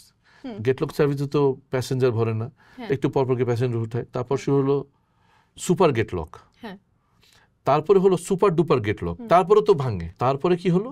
তারপরে হলো আল্লাহর কসম গেট লক। তো আমাদের এই আল্লাহর কসম গেট লক বলে প্রতিশ্রুতিগুলো বাস্তবায়ন করতে হবে। যতক্ষণ পর্যন্ত না এই আল্লাহর কসম গেট লক বলে আমরা প্রতিশ্রুতিগুলো বাস্তবায়ন করতে না পারবো, যে না আমরা এবার গেট লক করে দিলাম, এই প্রতিশ্রুতি থেকে আমরা সরবো না, ততক্ষণ পর্যন্ত কিন্তু ঢাকা শহর বাঁচবে না। এই যে আমরা যে আলোচনা করছি, এটা একটা আশা নিয়ে বিষয়, যে আশা জাগা নিয়ে বিষয়, যে আমরা আলোচনা করছি ঢাকা শহর বাঁচবে, ঢাকা শহর বেঁচে থাকবে। আমার অনেকেই বলবেন ঢাকা শহর বাঁচার কোনো সুযোগই নাই, it's a doom city, it's a Gotham city. ব্যাটম্যানে যে গথাম সিটি বলে যে ডুমস হয়ে গেছে, সবকিছু শেষ। ঢাকা শহরকে আমার ধারণা ঠিক করতে 5 বছর সময় লাগবে। যদি আমরা সবাই মিলে চেষ্টা করি, যদি 5 বছর চেষ্টা করতে পারি আমরা, ঢাকা শহর কিন্তু পরিবর্তিত হয়ে যাবে 5 বছর। বেশি কিছু দরকার নেই, একসঙ্গে বসে পরিকল্পনা করে চেষ্টা করতে হবে। 1 বছর লাগবে পরিকল্পনা করতে, 4 বছর লাগবে বাস্তবায়ন করতে, এবং এটা সম্ভব। আল্লাহর কসম গেট লক, আল্লাহর কসম নিশ্চয়ই।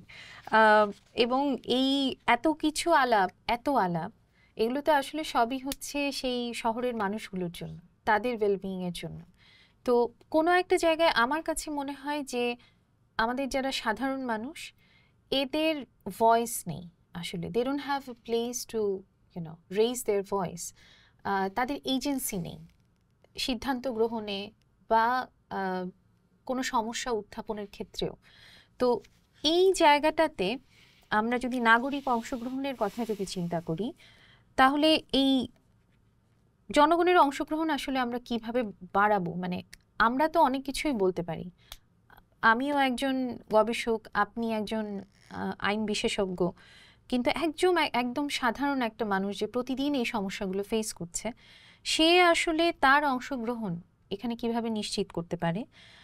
কতগুলো বিষয় আমরা জানি, যেমন neighbourhood level forum, participatory budgeting, এমনকি আপনার ডিজিটাল গভর্নেন্সের থ্রুতেও আসলে পার্টিসিপেশন বাড়ানো সম্ভব। তো এগুলো কি কিছু কিছু আমরা জানি যে হচ্ছে, কিন্তু বেশিরভাগ ক্ষেত্রেই আসলে কিছুই হচ্ছে না। যেমন এবার ডিএনসিসির যিনি প্রশাসক, তিনি অনেকগুলো গণশুনানি করেছেন। তো সেই গণশুনানির কথা আমরা শুনেছি, কিন্তু গণশুনানির প্রক্রিয়া কি ছিল, কাদের সাথে কথা বলা হয়েছে, সেখান থেকে ফিডব্যাক কি এসছে, এগুলো সম্পর্কে খুব পরিষ্কার ধারণা অন্তত আমি পাইনি। কিন্তু শুনেছি একটা গণশুনানি হয়েছে, সেটাই আশাব্যঞ্জক যে অন্তত কিছুটা তো হচ্ছে, কিন্তু আমার মনে হয় যে আরও প্রয়োজন। তো আপনার কি মনে হয় যে আমাদের এখানে ওই পিপলস পার্টিসিপেশনটা আমরা কিভাবে আরও বাড়াতে পারি? আমাদের ঢাকা উত্তর সিটি কর্পোরেশন, যেটা মধ্যে গুলশান আছে, সেখানে 54টা ওয়ার্ড আছে। 54টা ওয়ার্ডের 54 জন কাউন্সিলর আছেন, তারা সেখান থেকে সেখানকার কমিশনাররা আছেন, সবাই মিলেই তো এই শহর, এই সিটি গভর্নেন্স। এই মানুষগুলা কারা? আপনি যদি তাদের সঙ্গে দেখা করেন, বেশিরভাগ ক্ষেত্রে আপনি কিন্তু তাদের সঙ্গে এইভাবে টেবিলের সামনাসামনি বসতে চাবেন না। অর্থাৎ এই প্রক্রিয়ার মধ্যে আমরা আমাদের নাগরিকদেরকে সম্পূর্ণভাবে সরিয়ে দিয়েছি। এই সিটি গভর্নেন্সের সঙ্গে জনগণের কোনো সম্পৃক্ততা নাই। আমাদের মতো এলাকার যারা আছে, আমরা Gulshan society, Banani society, Baridhara society, আমরা যারা আছি, আমরা নাগরিক সমিতি এবং আমাদের সঙ্গে কিন্তু সিটি কর্পোরেশনের খুব ভালো সম্পর্ক। অর্থাৎ আমার বক্তব্য হলো যে ঠিক আছে, যেটা আছে সেটা আমরা পরিবর্তন করতে পারবো না, কিন্তু প্রত্যেকটা এলাকাতে এরকম নাগরিক সমিতি গড়ে তুলতে হবে এবং তাদের সঙ্গে সিটি কর্পোরেশনের কথা বলতে হবে। এই যে সিটি কর্পোরেশনের যে প্রশাসক সাহেব যে গণশুনানি করলেন আমাদের এলাকাতে করেছেন, মানুষ কিন্তু এসছে, তাদের অভিযোগের কথা বলেছে। এরপর অনেক বলছে কই আমরা তো অভিযোগের কথা বললাম, কোনো তো বাস্তবায়ন হলো না, কিন্তু অ্যাটলিস্ট ওনারা তো এটা বলতে পারলেন। এই বলতে পারার সুযোগটাও তো অনেক বড় কথা। পার্টিসিপেটরি বাজেটিং করা অত্যন্ত জরুরি। Politics is managing the interest of various people. আচ্ছা, টাকাটা আমরা এখানে যাবে না, টাকাটা এখানে যাবে না, টাকাটা এখানে যাবে। তো আপনারা যখন জনগণকে সেই কাজের মধ্যে সম্পৃক্ত করে ফেলতে পারবেন, মানুষ কিন্তু বুঝতে পারবেন না যে ঠিক আছে আমাদের এখানে আমার জিনিসটা জরুরি, কিন্তু এটা চেয়েও একটা জরুরি জিনিস আছে। এই জিনিসটা বোঝানোর জন্যই এই পার্টিসিপেটরি বাজেটিংটার প্রয়োজন। এই জিনিসটা বোঝানোর জন্যই ডিজিটাল গভর্নেন্সটা প্রয়োজন। এবং এই ডিজিটাল ওয়ার্ল্ড আমাদেরকে যে সুবিধাটা দিয়েছে, আপনি কিন্তু অনেক মানুষকে একসঙ্গে কানেক্ট করে ফেলতে পারছেন, মানুষের সঙ্গে আপনার ইন্টারাকশনটা অনেক সহজ হয়ে গেছে। এবং সে কারণে এই যে কথাগুলো ডিজিটাল গভর্নেন্স, পার্টিসিপেটরি বাজেটিং, এগুলো কিন্তু আর কোনো বড় বড় কথা নয়। এগুলোকে খুব সহজে কাজে রূপান্তর করা যায় এবং এটা যদি আমরা করতে পারি, ঢাকা শহরে একটা বাঁচার সুযোগ হবে। কারণ তখন আমাদের যারা ক্ষমতায় আছেন তারা মানুষের কথা শুনতে বাধ্য হবেন। আমরা তো মানুষের কথা আমি আপনি বলি, সবাই বলি, কিন্তু যখন ওনারাও আমাদের জায়গায় থাকলে বলেন, তো ওনারা যখন ওখানে যান ওনারা ভুলে যান। এই ভোলার জন্য ওনারা সুযোগটা না পান, সেজন্যই এই মেকানিজমগুলো দরকার, যেগুলোর মাধ্যমে ওনারা আমাদের কথা, আমাদের মতো সাধারণ মানুষের কথা শুনতে বাধ্য হবেন। তার মানে আসলে আমরা যে এতদিন ডিজিটাল কান্ট্রি, এগুলোর কনসেপচুয়ালি আইডিয়ালি শুনে এসেছিলাম, এগুলোকে আসলে সত্যিকার অর্থে একটা এফেক্টিভ ইনক্লুসিভ ডেভেলপমেন্ট প্রসেসের মধ্যে আসলে এটাকে ইনকর্পোরেট করা সম্ভব এবং এটা মানুষকে ইনভলভ করে এটা সম্ভব। এবং এটা কোনো বড়লোক দেশের ব্যাপার না, আমাদের মতো দরিদ্র দেশেই সম্ভব এবং আমাদের মতো দরিদ্র দেশে আরো বেশি দরকার। সাদাত ভাই, মানে আপনার সাথে আলোচনা তো চলছে এবং মানে ইটস বিন ওয়ান্ডারফুল। আমরা শেষ পর্যায়ে চলে এসেছি। ছোট্ট দুটো বিষয়, সেই যে শুরুতে বলেছিলাম যে ঢাকা আসলে জাদুর শহর, এখনো আমরা গান গাই, কবিতা বলি যে ঢাকা জাদুর শহর। এটার একটা কারণ সম্ভবত যে এত সমস্যা থাকার পরেও ঢাকা শুধু রাজনীতি আর অফিসের শহর না, এখানে আছে ক্রিয়েটিভ ইকোনমি, এখানে আছে স্টার্ট আপস, কালচার, ফিল্ম, ফুড। তো এই সব কিছু মিলিয়ে আসলে ঢাকা একটা অত্যন্ত ক্রিয়েটিভ একটা শহর, আমি বলবো, এত সমস্যার পরও। তো ঢাকাকে, আপনার কি মনে হয় যে ঢাকাকে আসলে সেইভাবে কালচারালি ব্র্যান্ডিং করা সম্ভব? মানে ডিসপাইট অল দ্য প্রবলেমস যেগুলো আমরা অলরেডি ডিসকাস করেছি, তারপর কি আপনার মনে হয় যে ঢাকাকে একটা খুবই ক্রিয়েটিভ ফ্রেন্ডলি একটা ঢাকা ব্র্যান্ডিং করা সম্ভব? মানে আমি ছোটবেলা থেকে ঢাকায় বড় হয়েছি, আমার কাছে ঢাকা একটা ভালোবাসার শহর। ঢাকা আমার কাছে এটা খুব একটা ফাটাফাটি একটা শহর। আপনি আমাকে you can't take me anywhere else in the world and place me there, আমি ঢাকাতেই থাকবো। হ্যাঁ, সেটা আপনার ব্যাকগ্রাউন্ড পড়েই আমি বুঝতে পেরেছি আমি ঢাকাতে কত ভালোবাসি। আমার আপনার তো অনেকেরই সুযোগ আছে পৃথিবীর যে কোনো জায়গায় গিয়ে থাকার, কিন্তু আমরা ঢাকাতে থাকতে we choose to live here. এই ঢাকার মতো একটা ফাটাফাটি শহরকে আমরা যদি ক্রিয়েটিভলি ব্র্যান্ড করতে না পারি, যে লজ্জার আর কিছু নাই। কারণ ঢাকার ছেলে মেয়েগুলো যে এত ক্রিয়েটিভ, আমাদের এখানে ঢাকার 18 থেকে 35 বছরের মধ্যে, 35 বছর নিচে আমাদের ঢাকার 50% বাচ্চা কাচ্চা। অর্থাৎ এই যে আমাদের ইউথটাকে আর উই নার্চারিং দেম, আমরা তাদেরকে নার্চার করি না, কিন্তু অথচ এদের মধ্যে যে ক্রিয়েটিভিটি, আপনাদের জন্য স্টার্ট আপ ভাব করতে হবে, এখানে যে ফুড কর্নার করতে হবে, তারা যেন সামনের দিকে আগাতে পারে, তাদের জন্য বিদেশ থেকে ফান্ড নিয়ে আসতে হবে। এই ফান্ড তো এখন অ্যাভেলেবল, পৃথিবীর সব দেশে কিন্তু এই ফান্ড তারা খুঁজছে কোথায় তারা ইনভেস্ট করতে পারে। ক্যাপিটাল ইজ ফ্লোয়িং নাও। সেই ঢাকার বাচ্চাদেরগুলোর জন্য আমাদের সেই সুযোগ করে দিতে হবে। সেই সুযোগ করে দেওয়ার জন্য দেয়ার আর এস্টাবলিশড মেকানিজমস, যে এইভাবে গেলে আপনি এখানে গেলে এই কাজের জন্য এই টাকাটা পাবেন, আপনি থিয়েটার করার জন্য এই কাজটা পাবেন। ঢাকা থেকে তো এখন সংস্কৃতি উঠেই গেছে। মানে আমরা ছোটবেলায় যেমন বেলি রোডে নাটক দেখতে যেতাম, ঢাকা থেকে গান বাজনা সংস্কৃতি উঠে যাওয়ার পথে। অথচ ঢাকা যে ক্রিয়েটিভ বাচ্চাগুলো ওরা কোথায় যাবে? তাদের জন্য তো আমাদের স্পেস ক্রিয়েট করে দিতে হবে। আমাদের পাবলিক স্পেসগুলো সব দখল হয়ে গেছে, বিভিন্ন ক্লাবগুলো মিলিয়ে সবগুলো পার্ক দখল হয়ে গেছে। আর যে কটাও আছে মানুষের হাতে, সেগুলো তো বুড়োরা হাঁটে আমাদের মতো। বাচ্চারা কোথায় খেলবে? আমার ছোটবেলায় এলাকায় খেলার জন্য 7টা পার্ক ছিল, এখন একটা পার্ক নেই যেখানে বাচ্চারা খেলতে পারে। যে আপনি ফ্রি বিনা পয়সায় গিয়ে খেলতে পারবেন, একটা আপনি পার্ক দেখান, নাই। ঢাকা শহরে কোনো পার্ক নেই, বাচ্চারা কোথায় যাবে? বাচ্চাদের খেলার জায়গা নেই, বাচ্চাদের গান গাওয়ার জায়গা নেই।